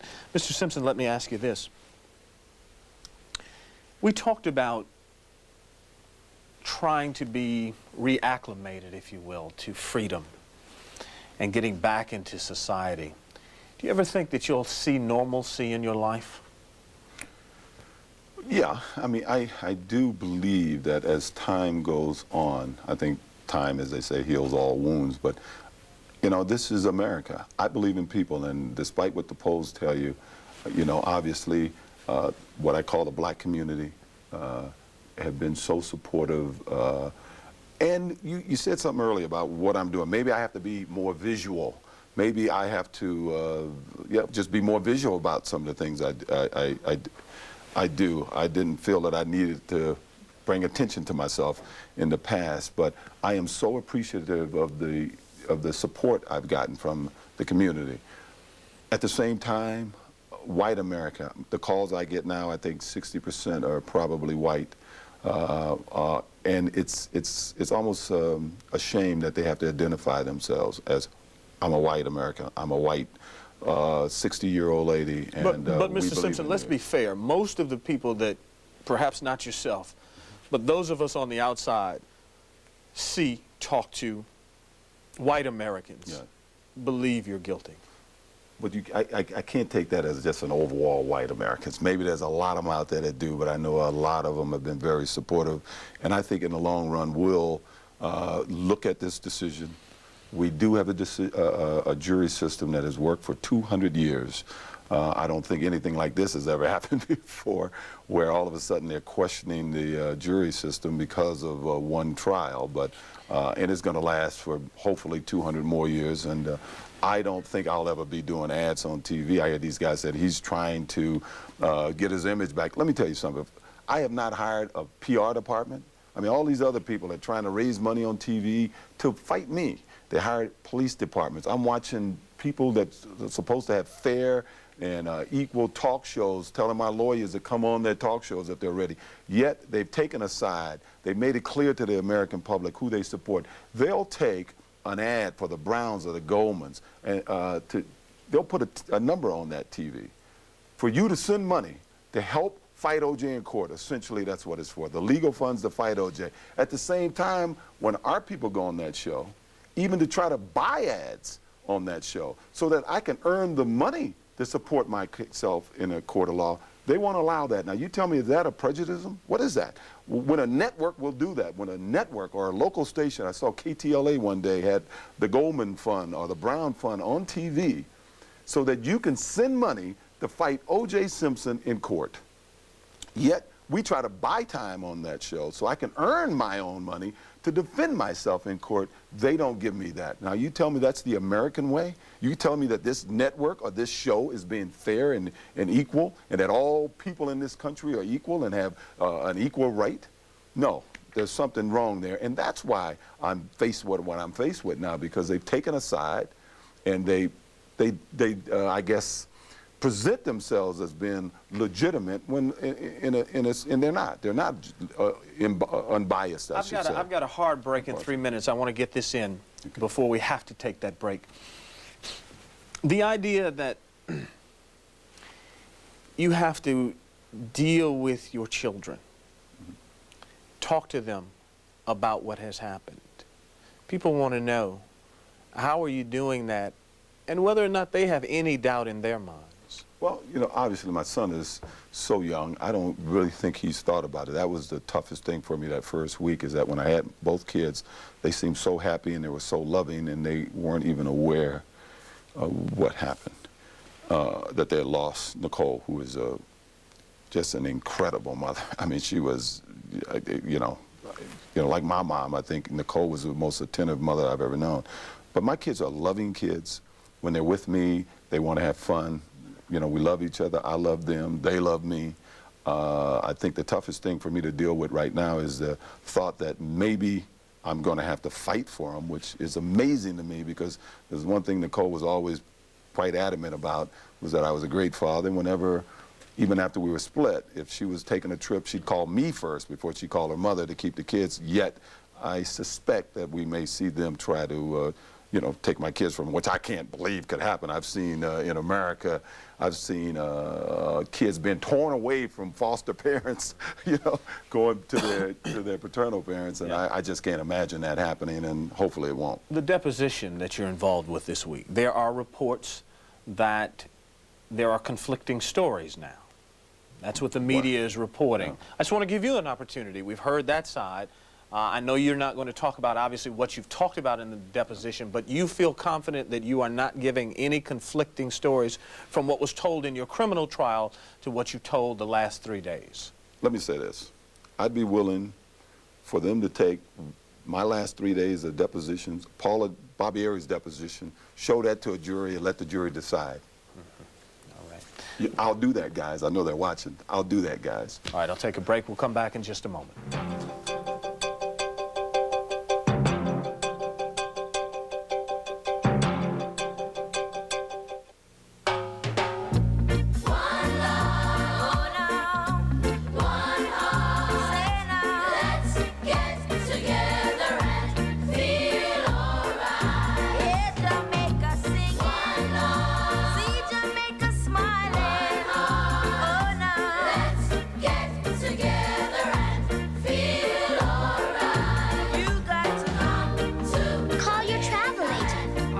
1-800 Jamaica. Stay on top of what's going on inside the walls of Congress with the new BET News segment on Capitol Hill with Janet Langhart, starting this Friday at 6:30 p.m. Eastern.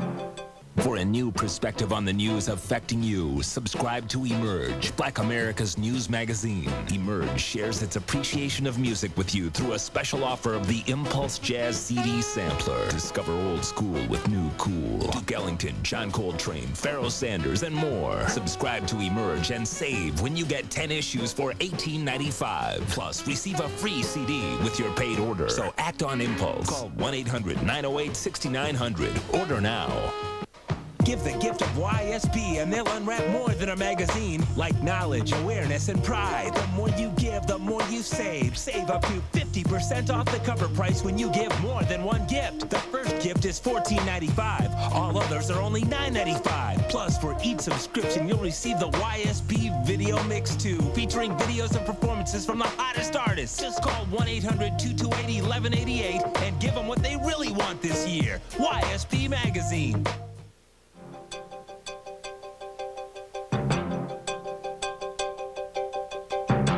Back with O.J. Simpson. Mr. Simpson, I know, and I've attempted to, some tonight, deal with some issues that your attorneys have suggested we not deal with. But I do want to get your idea on what people talked about as relates to, quote-unquote, all of the circumstantial evidence, all of the, quote-unquote, blood evidence, the conflicting stories that were told about where you were when the limo driver pulled up, whether you were indeed asleep in the shower, chipping golf balls, etc. Well, I can't talk specifically about that, but let me tell you, there's no conflicting stories. It's been somewhat disconcerting watching TV the other night and seeing DAs from around the country, one from Georgia, a blonde, who was saying, it's just totally amazing to me that they can go on TV and not know anything, and for an hour just talk and pontificate about things they know nothing about. I watched the entire show the other day where they were experts who didn't know anything about what happened in this deposition, analyzing what might have been said in this deposition. Once again, I don't think there were any conflicting stories at all. I gave, people talk about giving an interview. No-holds-barred tough interview. I gave a no-holds-barred tough interview without a lawyer in the room for 33 minutes to the LAPD, and the prosecution did everything they could possibly do not to let that in court.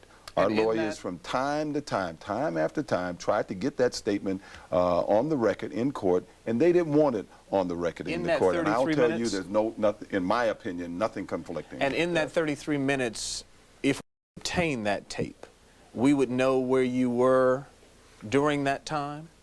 What's interesting is every question they asked me, I don't know what they're going at. I'm hoping that they can get me out of the way and go after and find who did this.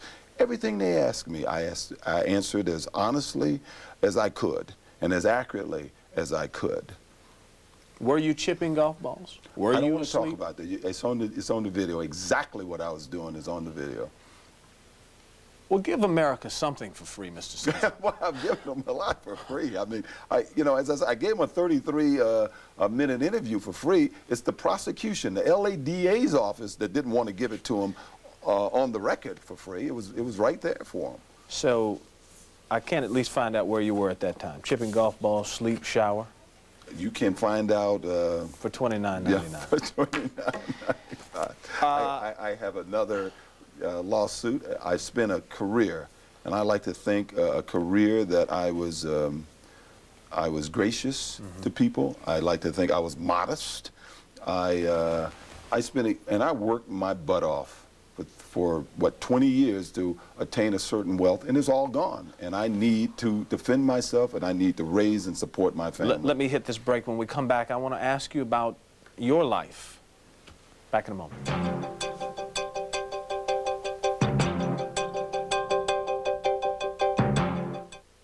We're flying the B-3 with 2 live nukes. They were partners. Very Nicely done. But 12 years of friendship. What the hell are you doing? Just went through the roof. 20th Century Fox presents... The nukes are gone. My former commander is trying to steal them. A new film from John Woo. Friendship is over. John Travolta. Outstanding, Hal. Christian Slater. You're out of your mind. Ain't it cool? Broken Arrow. Rated R. Starts Friday, February 9th. Why would you want to live in this dark world? Step into the light with Silk and Mist pantyhose from Legs. Sexy, sheer, luminous. Illuminate your legs and be beautiful. Irresistibly sheer, irresistibly you. Silk and Mist. Nothing beats a great pair of legs. Hi, I'm Steve O'Brien. Millions of Americans suffer from negative credit ratings. It may be due to a job loss, separation or divorce, an illness, billing dispute, or family crisis. Call National Credit now at 1-800-YES-CREDIT. That's 1-800-YES-CREDIT. Operators are standing by right now to give you the confidential information you may need to get back into the credit system. So all consumers who've ever had a credit problem, call National Credit at 1-800-YES-CREDIT for your confidential analysis. Announcing a powerful breakthrough of incredible proportions. Incredibly small proportions. New Actron, a powerful pain reliever with ketoprofen, finally available without a prescription. Actron is so powerful, just 12.5 milligrams are as effective as 200 milligrams of Advil or 650 milligrams of Tylenol for headaches and body pain. New Actron, the pain reliever that's so small because it's so powerful.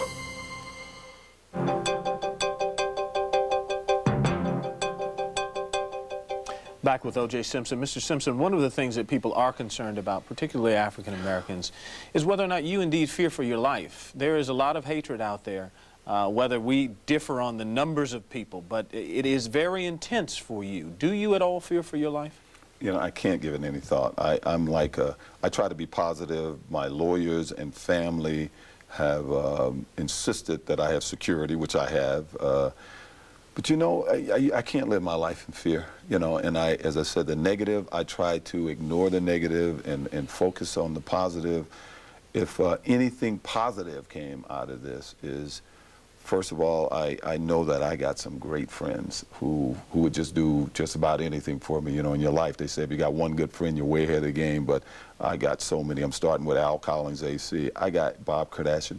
I mean, it just goes on down the line, some great friends. I've had the opportunity to speak with and meet some great Americans, black and white. And I think the thing I'm probably most proud of is that I think what America saw was a great family, black family. My sisters and my mother, my brother, I mean, you know, I always felt it. But I think I'm way ahead of the game there. I think if all American families were like my family, this country would be a lot better off. What about the rest of your life? Future for you. You've already said, despite what people are talking about, you trying to regain your image. You know you're never going to be American. No, I'm not trying to regain my image. And that's what I'm saying. Yeah. Despite what they're saying, they're suggesting you are, and you're saying that you're not, and you understand that you're not going to be America's pitchman anymore. No, yes, as I said, I don't have a PR person trying to help me at this point in time. I'm not looking to regain anything. What I'd like to do is raise my kids, spend as much time as I can with my family, especially my mom, who's here tonight, and play golf. You know, I have a lot of friends I like to give that camaraderie and support to. In my life, I've been blessed that I've been able to help educate members of my family, members of my in-laws in both families, or attempt to educate. I've been able to help in their daily lives and in support and giving jobs to friends. And I like to think that I've shared myself and I've shared my success not only with my family but with the public.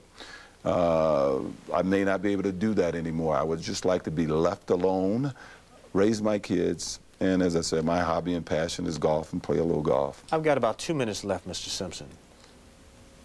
As best you can, tell those who look at this interview, look at you, look at your story with a skeptical eye, with a jaundiced eye, something that you feel might help them along in bringing them back to at least allowing you, as you say, as someone who's been through this system, the grace that you should have, in your words, because you were found innocent? Well, this country's been a great country for 200 years because we have laws in this country.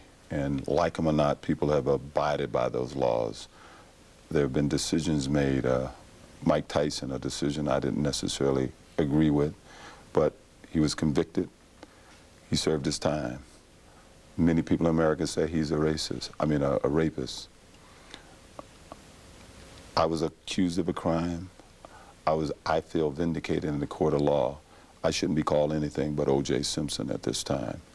I didn't kill anybody. I could not kill anybody.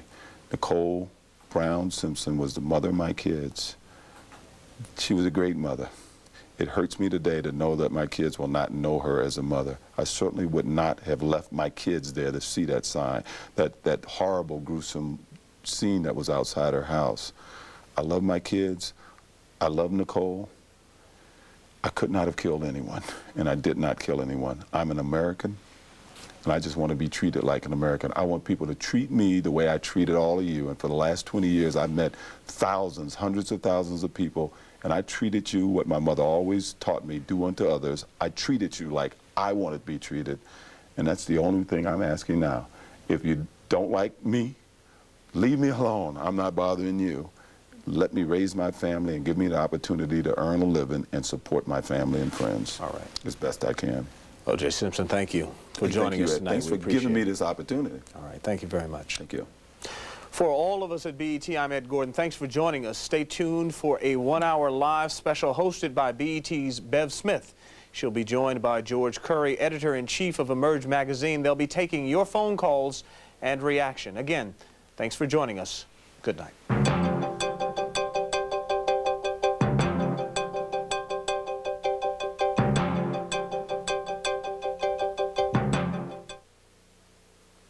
If you would like to purchase a transcript of the Simpson interview, please send $8 to Burrell's Transcripts, Post Office Box 7, Livingston, New Jersey, 07039-0007. To order by phone, please call 1-800-777-8398. I never itemized before. Jackson Hewitt not only got it done, they got me a loan on my refund in 2 days. I don't mind paying for quality. Jackson Hewitt did a better job in less time. Plus, I got my money faster, too. You know, it's funny. Jackson Hewitt found deductions no one ever asked about. Got my refund faster, too.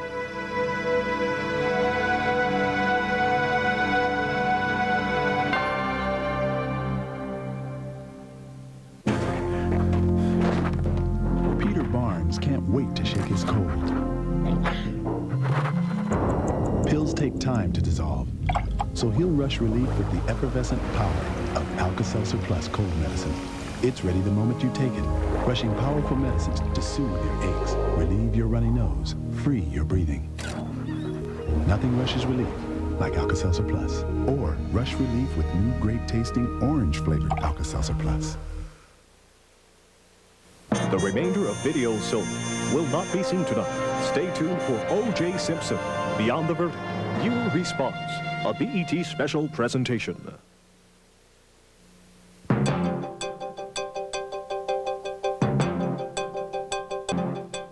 Hello, I'm Bev Smith. Well, you heard it right here on BET. You heard it here first.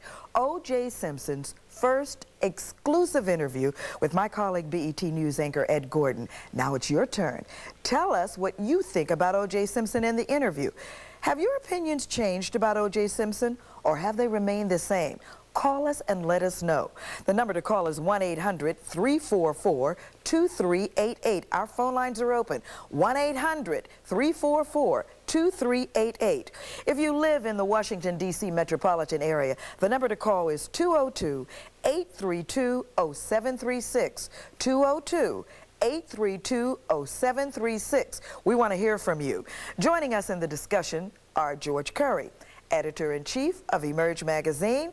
And we've asked Michael Dyson, who is with the University of North Carolina as a professor, to rejoin us again. Gentlemen, thank you so much. Quickly, before we go to the phones, George, from the media's point of view, how would you rate the interview this evening? I think Ed did an excellent job, and I tell you, I've been quite angry in recent days. People asking why BET and Jeff Lee, director of BET. You mean other media? Other media. And the best answer was, why not BET? They kind of thought that, oh, it just surely can't be first class, and I think Ed Gordon did a first class job. Michael? Yes, I think he pressed him hard. He followed up on many questions. I think he brought out some sides of O.J. that people will certainly be surprised by. And he forced O.J. to think about issues of race and class and gender in this country in ways that perhaps he hadn't been pressed to. So I think that Ed did an excellent job, and I think it's up to us now to make sense of what was said. Before we go to the callers, let's make sense of one thing that he said. On the issue of O.J. Simpson's involvement with the African-American community and on the issue of O.J. Simpson's preference in women, how do you think? He's already smiling. How do you think he did? Meaning O.J. I think O.J. did poorly, quite frankly. To me, when he gave this elongated answer saying, well, I contributed to Little Pee Wee League in the housing project where I grew up, I gave a scholarship. It was this long and rambling answer. He did not answer the question directly as to why you can only date white women. He did not answer that. Let's take a break, and when we come back, we'll hear Michael's answer, and we'll get right to you. Our phone lines are open. It's time to lift your voice. We'll be right back. So we have the beginning of our window of opportunity. And it's wrong in America for this to be happening. I wish to assert my Fifth Amendment privilege. It was the trial of the century with a celebrity suspect. Absolutely 100% not guilty. Now, for the first time, O.J. Simpson speaks out in an exclusive 90-minute, unrehearsed, uncut, uncensored interview. Your time between 9:36 and 10:53. Where were you? If you were innocent, why did you run? Did you kill Nicole Brown and Ron Goldman? This home video cassette documents his first public words and examines the controversial evidence found at his Rockingham home. You're the only one who knows really the truth of what you said. No, there's somebody else that knows the truth. Who's that? It's the person who killed him. Whether you believe he is guilty or innocent, finally, the explosive, no-holds-barred interview. 1-800-OJ-TELLS. Judge for yourself. Bet on Music, your music store on the air, is celebrating. Call now and order Bet on Music's special 15th year anniversary collector's edition, featuring chart toppers from the 80s and 90s.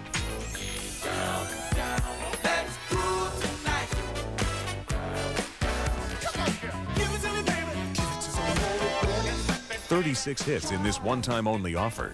Call now to order the songs that make you dance.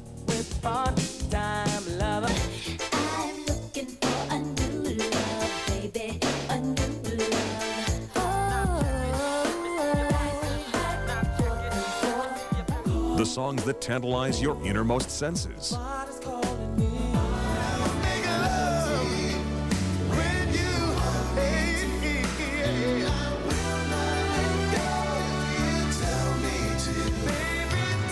Call now to order Bet on Music's 15th year anniversary compilation.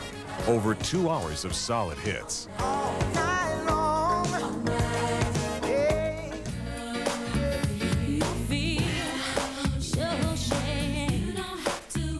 "36 songs by the original artists, plus a booklet highlighting the artist and their commentary on BET.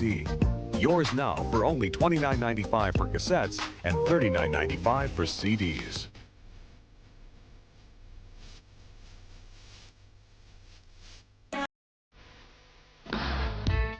It's the way that I want to live.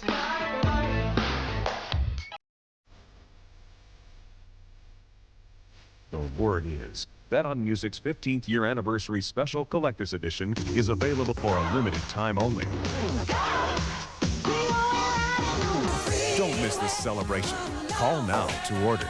Ask about the limited edition 15th anniversary collector's phone card offer.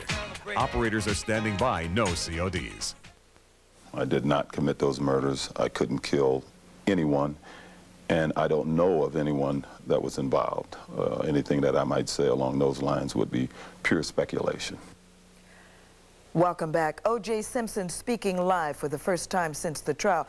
Michael, before we go to the calls, one final comment on the issue of how O.J. Simpson handled the question of race. Well, I think his worship of the white world remains undisturbed. His faith in white people remains unabated. I think O.J. Simpson is a colossal denial about how white people view him and about his own relationships with an America that has turned its back on him. The black people who love and support him, O.J. has left. The very white people that he loves have spurned him. He's in a twilight zone of racial consciousness, and I think he needs to be pressed hard and really to reconsider his own relationship to the people who have now spurned him. That's Michael's opinion. We want to hear yours. The telephone lines are open, 1-800-344-2388, 1-800-344-2388. Local metropolitan area, you can call us at 202-832-0736. Let's go to the phone and say hello, California. What did you think of the interview? Hello? Hello? Hello? Hi. What did you think of the interview? Well, I thank you very much for giving us the opportunity to hear O.J. I've always felt that he was innocent. I believe with the jury and what their verdict was, and I believe that the press and the media has really caused a lot of damage for him with some of the allegations that they've made, and I think that he does need to get on with his life. And I am a white woman. I'm married to a black man. And I believe that there are a lot of white folks out there, including my 80-year-old parents in Vermont, who believe in O.J. and his innocence. Let me ask you this, caller, before you say goodbye, and thank you for calling us. We're glad that you're out there watching. You are married to a black man. Did your life change after the O.J. trial or during the O.J. trial? No, but I was a victim of spouse abuse for 16 years. I was married to a white man. And I met a lovely black gentleman. We fell in love, and we've been married for 13 years. And I found that there were a lot of black people who found that he was guilty and couldn't understand why I believed in him. Thank you, caller. Thank you very much. Let's move along to the next caller. Hello, caller. Welcome to the show. Hello, caller. Are you there? Yes, hello. Hello, caller. Yes. Welcome to the show. Thank you. I have a comment. I think that I started off the whole thing thinking he was guilty too. I'm a white person as well, but I think that I agree with him, and we should just all try to get this behind us. He was acquitted by the jury, and it's no matter what your doubts are, it's much better to set a guilty person free than put an innocent person in jail. And I just think that the whole country could get along a lot better if we could just get this all right behind us. Quickly, Virginia, before I say goodbye to you, did the interview tonight with Ed Gordon change your mind about O.J.? I think it just fairly opened up my mind a little bit and helped me to realize that this whole thing has been in the hands of the justice system, and there's really nothing else that we can do. Well, thank you for your call. Thank you. George, I want to turn to you for a moment. A great deal of criticism was lobbied by O.J. Simpson against the media. Certainly in the last couple of days they have been referring to black entertainment television. How do you rate your colleagues in the media? First of all, I don't think O.J. is totally justified in saying the media did this and the media did that. This is an unusual trial in the sense that we had cameras in the courtroom, so we could see things, and so in a sense, this is probably one of the most open trials. When it comes to the commentary part, there is no question there's two different points of view, and the media reflects most of white America. I'll take a break. We'll get right back to you, and to you out there. Remember, the phone lines are open. It's time for you to speak up about what you thought of the O.J. Simpson conversation right after this. So we have the beginning of our window of opportunity. And it's wrong in America for this to be happening. I wish to assert my Fifth Amendment privilege. It was the trial of the century with a celebrity suspect.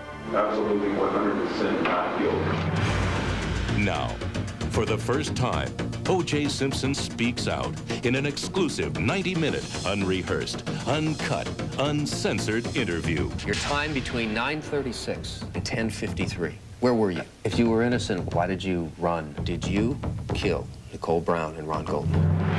This home video cassette documents his first public words and examines the controversial evidence found at his Rockingham home.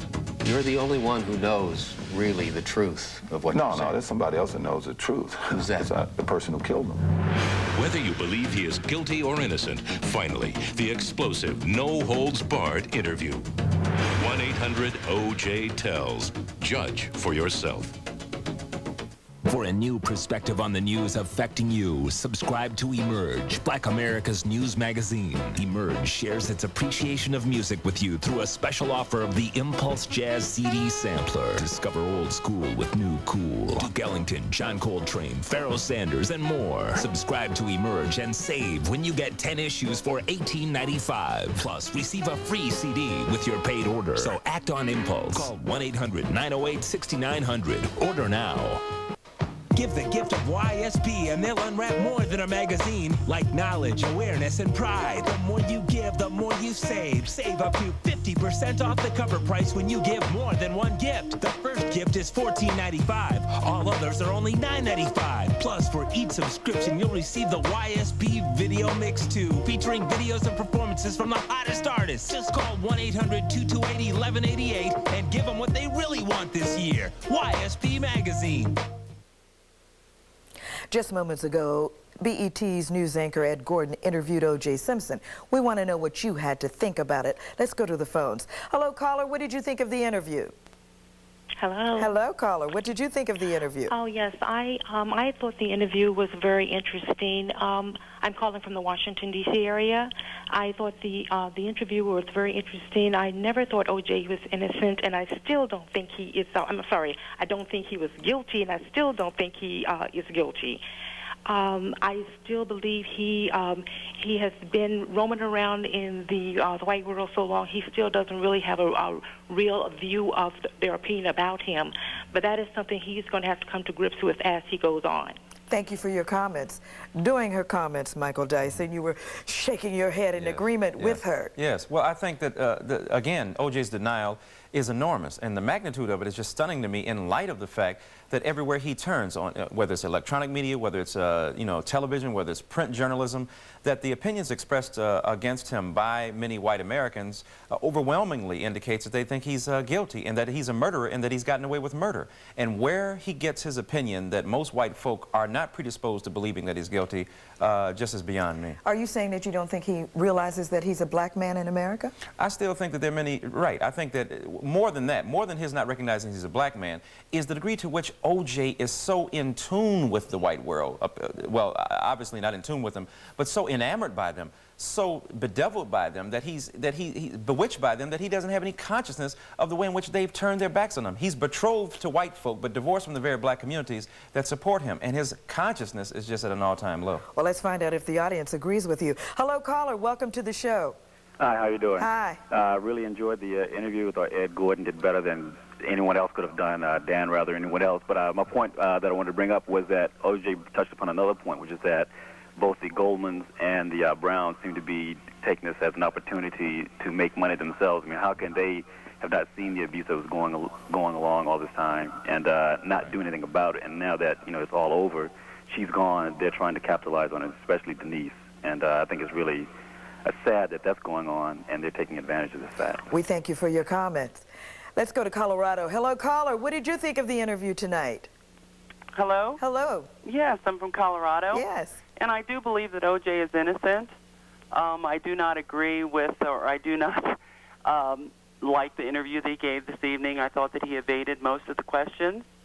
I do think that when he was asked about how he dates white women exclusively, that he avoided the question by saying that he gives scholarships and so forth, and that did not answer the question. The point was that he associates with white people, and therefore he would only meet white women and things like that. I agree that he's innocent and that the media, played this up to the hilt. I just wish it was all over and that he could live his life as we all do. Thank you for your comment in Colorado. Let's go back to our phones. Hello, caller. You heard the interview. Did it change your mind about O.J.? Caller? All right. While we're trying to get another caller. Hello, caller. Are you there? Yeah. Okay. Do me a favor. Sure, of course. All of our callers. I want you to turn your TVs down. Don't listen and just talk to me. Quickly with your comments. Okay. Quickly with my comment? Quickly with your comment. Yeah, I think the jury had to find him, acquit him, no question. I think he's guilty. I think it's grossly unfair that they are like boycotting him now. I think that's un-American. But I also feel the interview was not really a journalistic interview. It was a softball interview. Okay, thank you for your comments. We'll take a break. This show is for you. Our phone lines are open, 1-800-344-2388. We'll listen to what you have to say right after these important messages. So we have the beginning of our window of opportunity. And it's wrong in America for this to be happening. I wish to assert my Fifth Amendment privilege. It was the trial of the century with a celebrity suspect. Absolutely 100% not guilty. Now, for the first time, O.J. Simpson speaks out in an exclusive 90-minute, unrehearsed, uncut, uncensored interview. Your time between 9:36 and 10:53. Where were you? If you were innocent, why did you run? Did you kill Nicole Brown and Ron Golden? This home video cassette documents his first public words and examines the controversial evidence found at his Rockingham home. You're the only one who knows really the truth of what you're saying. No, there's somebody else that knows the truth. Who's that? It's the person who killed him. Whether you believe he is guilty or innocent, finally, the explosive, no-holds-barred interview. 1-800-OJ-TELLS. Judge for yourself. Coming up at midnight, BET looks at the making of the LA 96 calendar featuring Warren Moon, Willie Gault, Donnie Simpson, and more. I never itemized before. Jackson Hewitt not only got it done, they got me a loan on my refund in 2 days. I don't mind paying for quality. Jackson Hewitt did a better job in less time. Plus, I got my money faster, too. You know, it's funny. Jackson Hewitt found deductions no one ever asked about. Got my refund faster, too.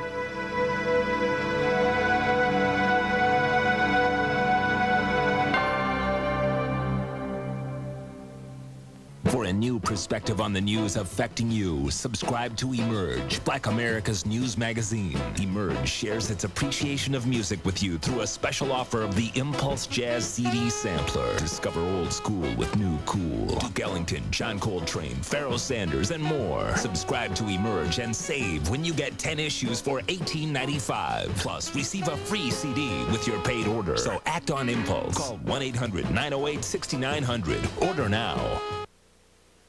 If you would like to purchase a transcript of the Simpson interview, please send $8 to Burrell's Transcripts, Post Office Box 7, Livingston, New Jersey, 07039-0007.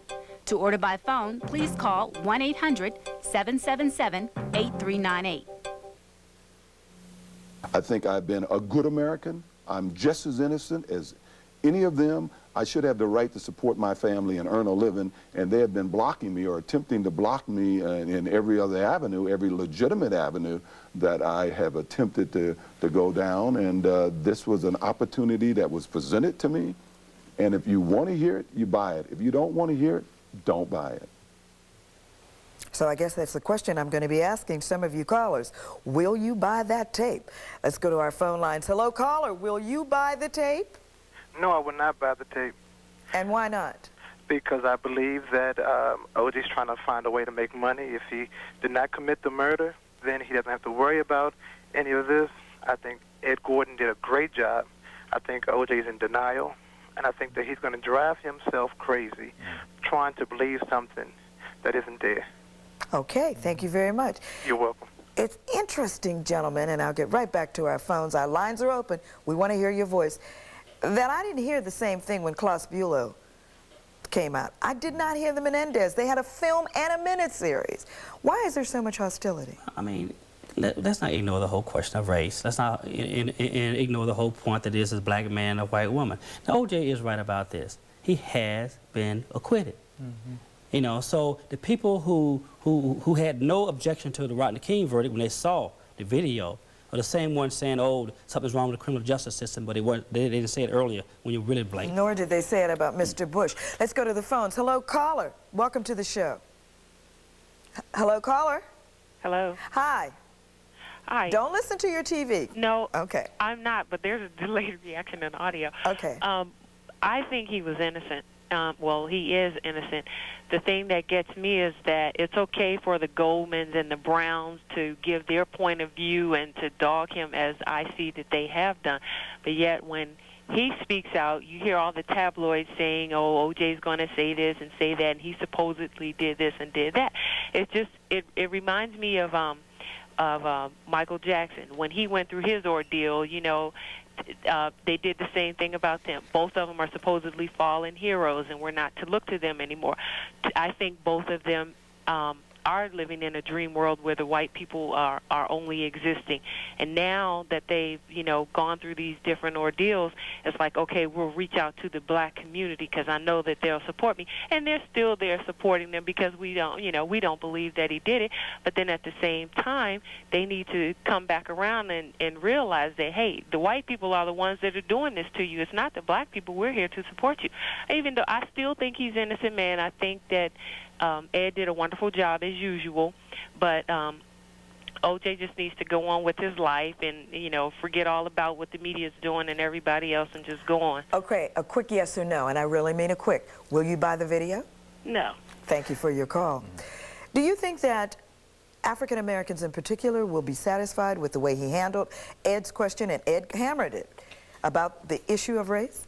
Well, I think they'll be appreciative of the fact that Ed did hammer him. I don't think they'll be appreciative of the fact that O.J. answered directly. As George said, he was evasive, he avoided some of the harder questions, and he was, you know, giving these circumlocutionist answers that didn't really speak to the fact that he adores and worships white women, that he only dates them exclusively. He named one black woman, that was his former wife. He's not talking about Gretchen Van Stockton, he's not talking about Paula Barbieri, he's not talking about the infinite variety of white women that he has consumed on his trek toward the ideal white woman. So O.J. has not spoken in a very powerful way. I'm going to leave that, George, and go right to the phones, okay? Okay. Hello, caller. Welcome to the show. What do you think?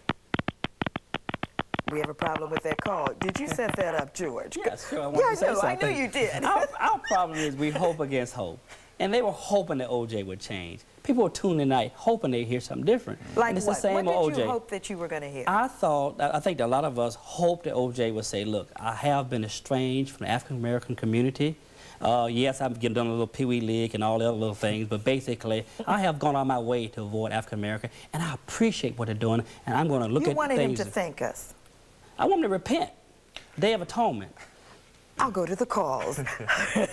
A Day of Atonement, right to George. Hello, caller. Welcome to the show. What did you think of the interview? Hello. Hello.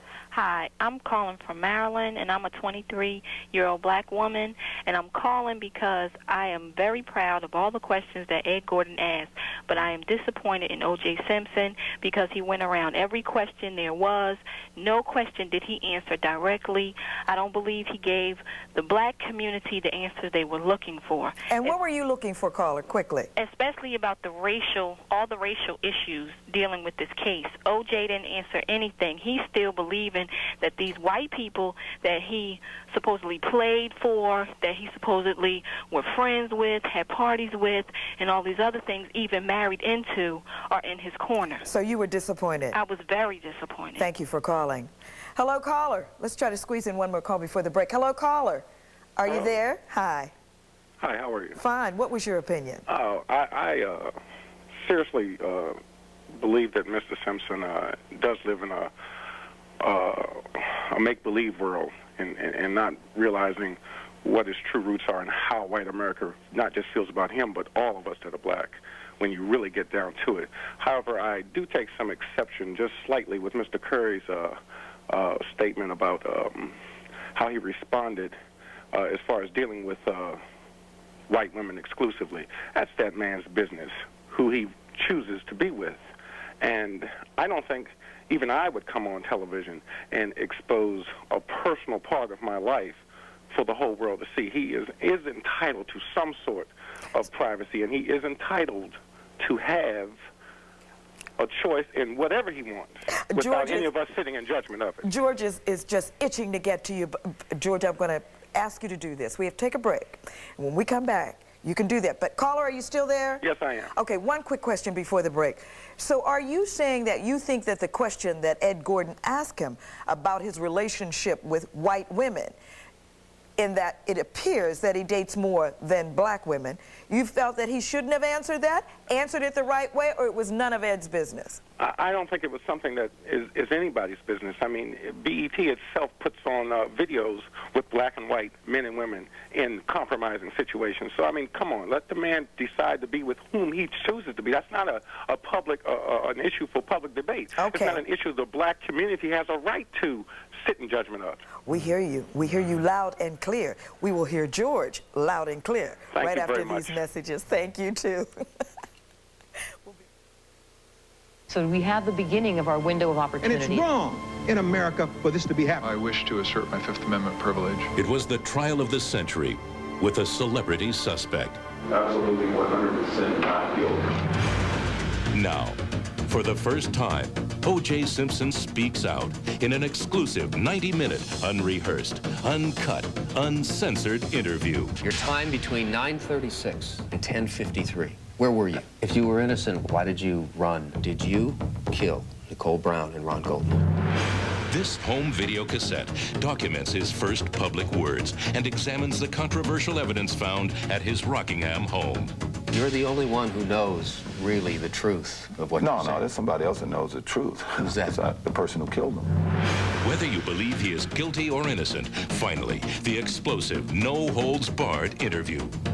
1-800-OJ-TELLS. Judge for yourself. I never itemized before. Jackson Hewitt not only got it done, they got me a loan on my refund in 2 days. I don't mind paying for quality. Jackson Hewitt did a better job in less time. Plus, I got my money faster, too. You know, it's funny. Jackson Hewitt found deductions no one ever asked about. Got my refund faster, too.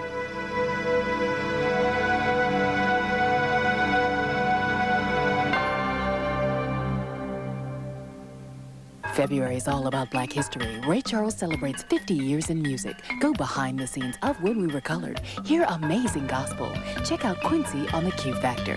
Then you may be shocked how others see you when pop culture is put under the microscope. And the King of Pop does the 15th anniversary gala during Black History Month on BET. The expression causes elation as Black Cat shows appreciation in rhyme. For the arts form that exceed all boundaries of time. Well, of course, you know that George Curry, the editor of Emerge magazine, has to respond. George. Well, since he invoked my name, of course, I have an obligation to respond. This is the point. It's not a question whether O.J. can date women. Obviously, he got to wake up next door. He can date anybody he wants to.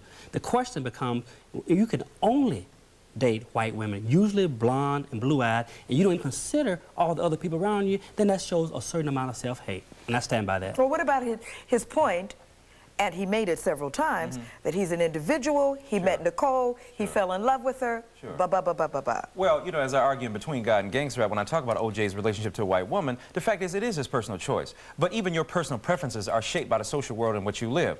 O.J.'s predilection toward white women is not coming out of a vacuum and out of the sky. It's in a culture that valorizes and validates white ideals and standards of beauty and demonizes black women. When big lips are on Kim Basinger, they're attractive. When they're on Cicely Tyson, they're ugly.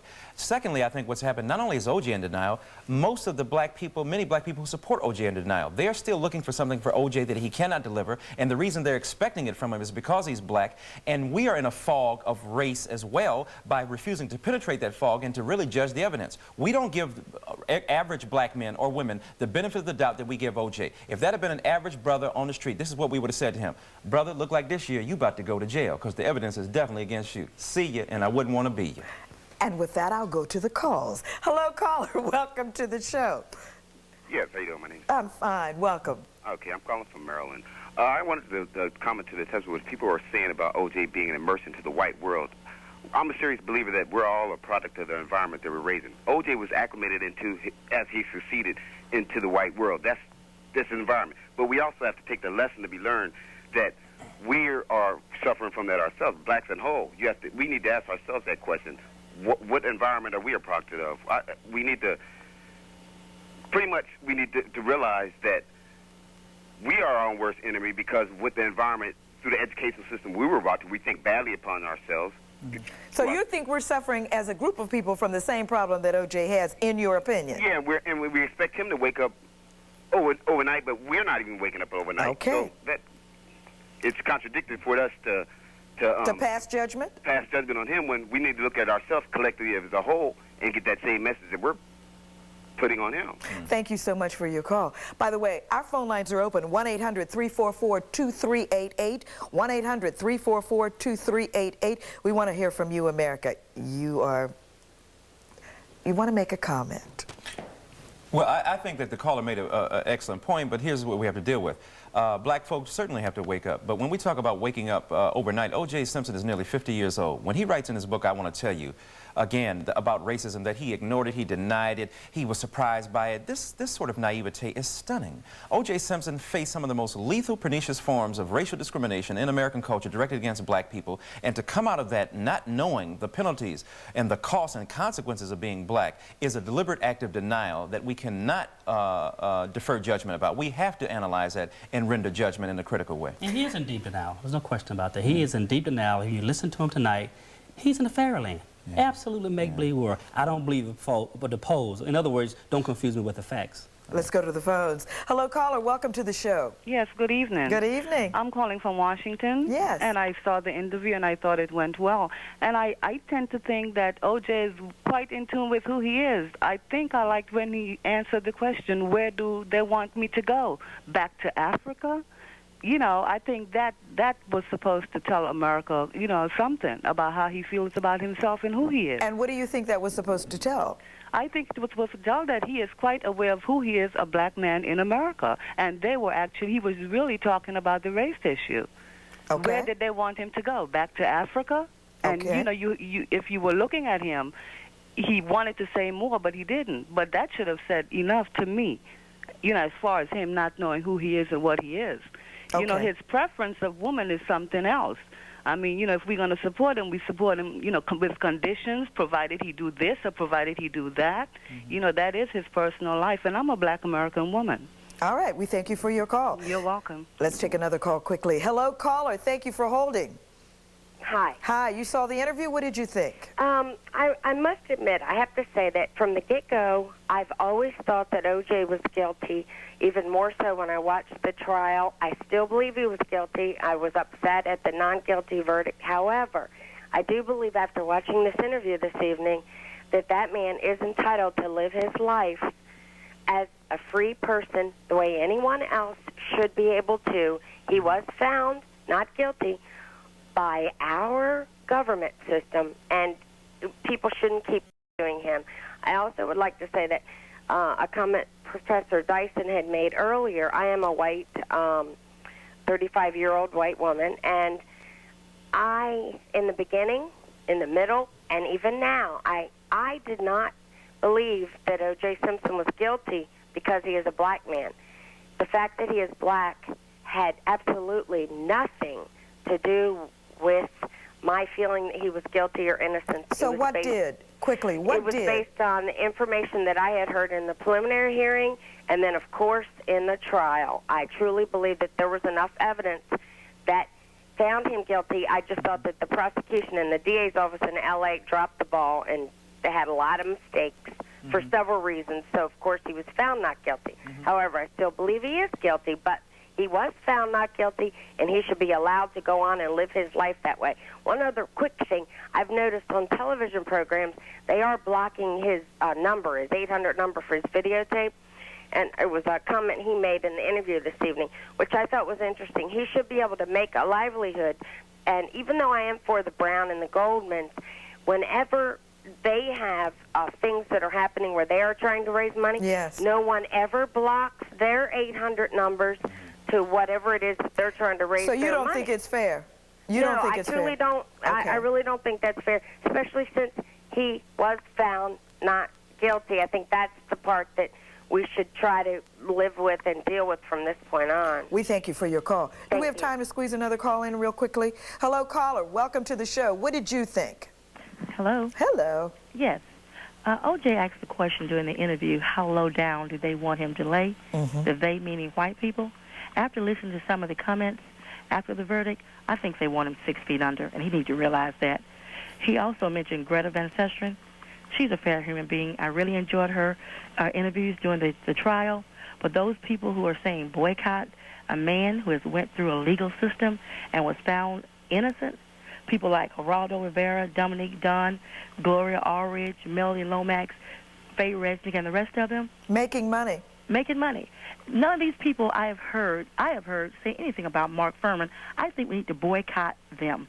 Thank you for your comment. Cancel the subscription to We'll them. take a break, and when we come back, what about those people making those kind of comments that really reflect on all of us who are black? The answers right after this.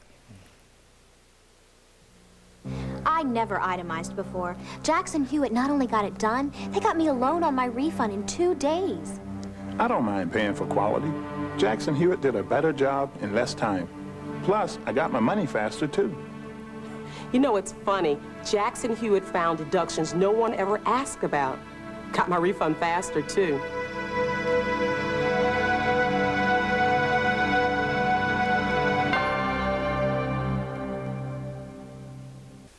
BET's Caribbean Rhythms presents Jamaica Me Sweat, the workout video.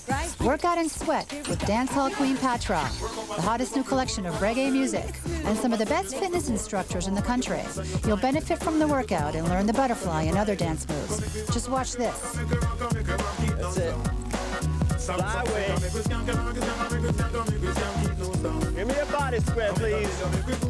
This is an exercise video like no other. You can work out in the morning and dance into the evening. No more step aerobics, no more boring routines. A solid workout program with great music.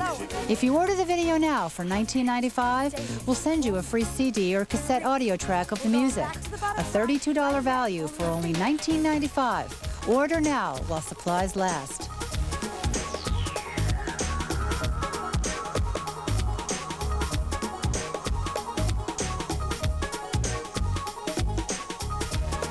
For a new perspective on the news affecting you, subscribe to Emerge, Black America's news magazine. Emerge shares its appreciation of music with you through a special offer of the Impulse Jazz CD Sampler. Discover old school with new cool. Duke Ellington, John Coltrane, Pharoah Sanders, and more. Subscribe to Emerge and save when you get 10 issues for $18.95. Plus, receive a free CD with your paid order. So act on impulse. Call 1-800-908-6900. Order now.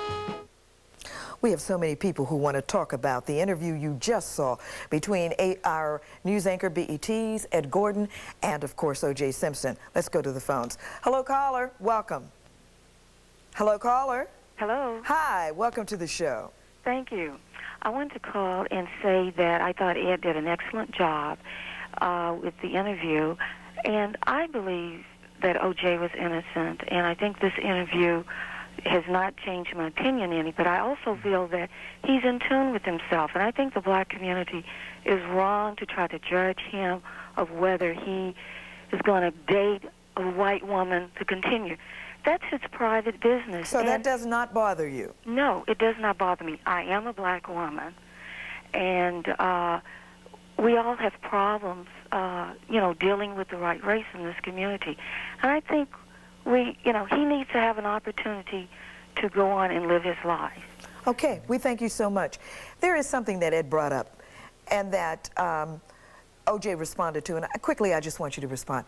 Do you know, ever since we announced here at BET that we were going to do this interview and that Ed Gordon was going to do, and we should congratulate him, a job, it seems to me that the white media has simply said we're not qualified. Not seems to me, they have. We're not qualified, we can't do the job, and who is Ed Gordon anyway? Is that what we're talking about? Well, this is what O.J. needs to realize. He's in with us whether he wants to be or not. And we're all painted with that same brush, and there's a certain amount of jealousy there. They wish they had it. And they said, oh, it's terrible. But they were tuned in tonight. They wish they could have had this interview. And they thought Ed would do a poor job, and he proved them wrong. Well, it's the same thing with the jury. Black folk can't convict black folk, and they never question themselves. Whiteness is never questioned as an identity, as a fractured identity, because it's always assumed to be universal. If they do it, it's fine. If black people do it, it's inferior. And I think what we're dealing with here is, as George said, what white folk have to contend with is that nobody's universal, everybody's particular, and what we have to do is acknowledge that our particularity is the basis upon which we see the world. Let's take a call. Okay, I went through this. Hello, caller. Welcome to the show. Hello, caller. What did you think? Hi, how are you? I'm fine. How are you? Outstanding. Good. I'm calling from Alexandria, and I live in Alexandria, but I work in law enforcement. And some of the things I want to talk about is I think we forget race for just a moment. This jury system has worked for so many years, putting young blacks in jail, drug dealers. Let's say that. It's worked. But as soon as it doesn't work, there's a flaw in it.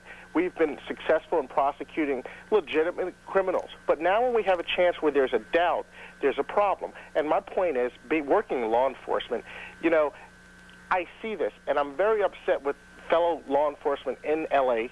that didn't stand up and say, wait a second, you mean to tell me we have a veteran detective, we have detectives that are supposed to be the A-team. When there's a big crime, you bring them in, and these are the people that you know this is going to be a high-profile case, and all the mistakes that they admitted and don't admit really worries me, because what are they doing in other cases? Well, they are admitting it because there is a Justice Commission right now, and there are several police officers, two that I can think of in particular, who have had 100 cases reopened because of all the inconsistencies and because of the things that they did that were wrong. So they're doing that. They're doing that, and we thank you for your comment. Wait, hindsight is 20/20. And of course they're doing that. But why? How come it took this case to bring it out is my problem. Now, that's an interesting point. That's the point I want to bring up. And I mean, these charges of the abuses against the L.A. Police Department have been going on for years and years before Rodney King. Don Jackson, who was a police officer himself, was beaten by fellow police officers. Oh, I understand. Okay. And, you know, and people are surprised. I mean, I've talked to white officers and white people who are actually surprised. Oh, officers would never say this. Officers would never do that. And I'm from the field, and I believe that 99% of them are good, but you have to be realistic that some of these people put on a face at work and put on a face outside of work. And if they're in the U.S. Army, they don't even put a face on outside. We thank you for your comment. Hello, caller. Welcome to the show. Yes, I'm a black male in Virginia, and O.J. is guilty, no question. I believe he's guilty. I know he's guilty. How do you know he's guilty? I challenge you, O.J., to take a lie detector test. How do you know he's guilty? Lie detector test. And also, the blacks, I'm black, we don't owe you any allegiance. You turn your back on us. We have Uncle Toms like you on my job. Well, we need support from the Okay, hold it a minute, sir. We can't get any help from you. Where were you when Jesse Jackson needed you to support the cause of getting corporate America and NFL to get more blacks in the management position? Where were you during the Million Man March? You All right. sick, brother. We thank you. I just don't want us to take all the problems that are in the black community and dump them on the shoulders of one black man because, sir, if I had the time, I would ask you, where were you? Let's take a call. Hello, caller. Welcome to the show. Hi, Bev. Hi. I'm calling from Maryland, and first I want to congratulate BET for getting the interview. That is one thing white America cannot take from us. He did give us the interview, and I think Ed Gordon did a fine job. And for those who are questioning who is Ed Gordon, I would say look at him. He's a fine black man and a role model. We also have to congratulate Cheryl Martin and all of the people who worked so hard to make this possible. The whole BET network. Hats off to you. I'm calling because basically I feel I'm a black 35-year-old female, and what I want to say here is really it's not about is he innocent, is he guilty, is it a black or white thing. I have 3 quick points to make. One is on the back of our American money. It says, "In God we trust." Okay, the Bible says, we're almost out of time. Real quick, in God we trust. The Bible says, "Judge ye not, for ye shall not be Lest judged." ye be judged. And third point is, he that is without sin, let him cast the first stone. Thank you so much. I would say to America, take this whole trial as a mirror to reflect on ourselves and say, what do we need to do to clean our own house, and let O.J. clean his. Thank you so much. We'll take a break, and when we come back, final comment. Oh, we're out of time. We thank you so much for joining us. This is probably a conversation that will be going on and on and on. Thank you, gentlemen, for being with you. Thanks to all of the people who worked so hard to make this go. And thank you, O.J. Simpson, for making all those people who said you wouldn't show up for Black Entertainment Television. Thank you for proving that they were wrong.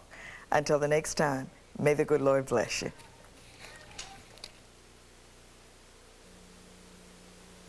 If you would like to purchase a transcript of the Simpson interview, please send $8 to Burrell's Transcripts, Post Office Box 7, Livingston, New Jersey, 07039-0007.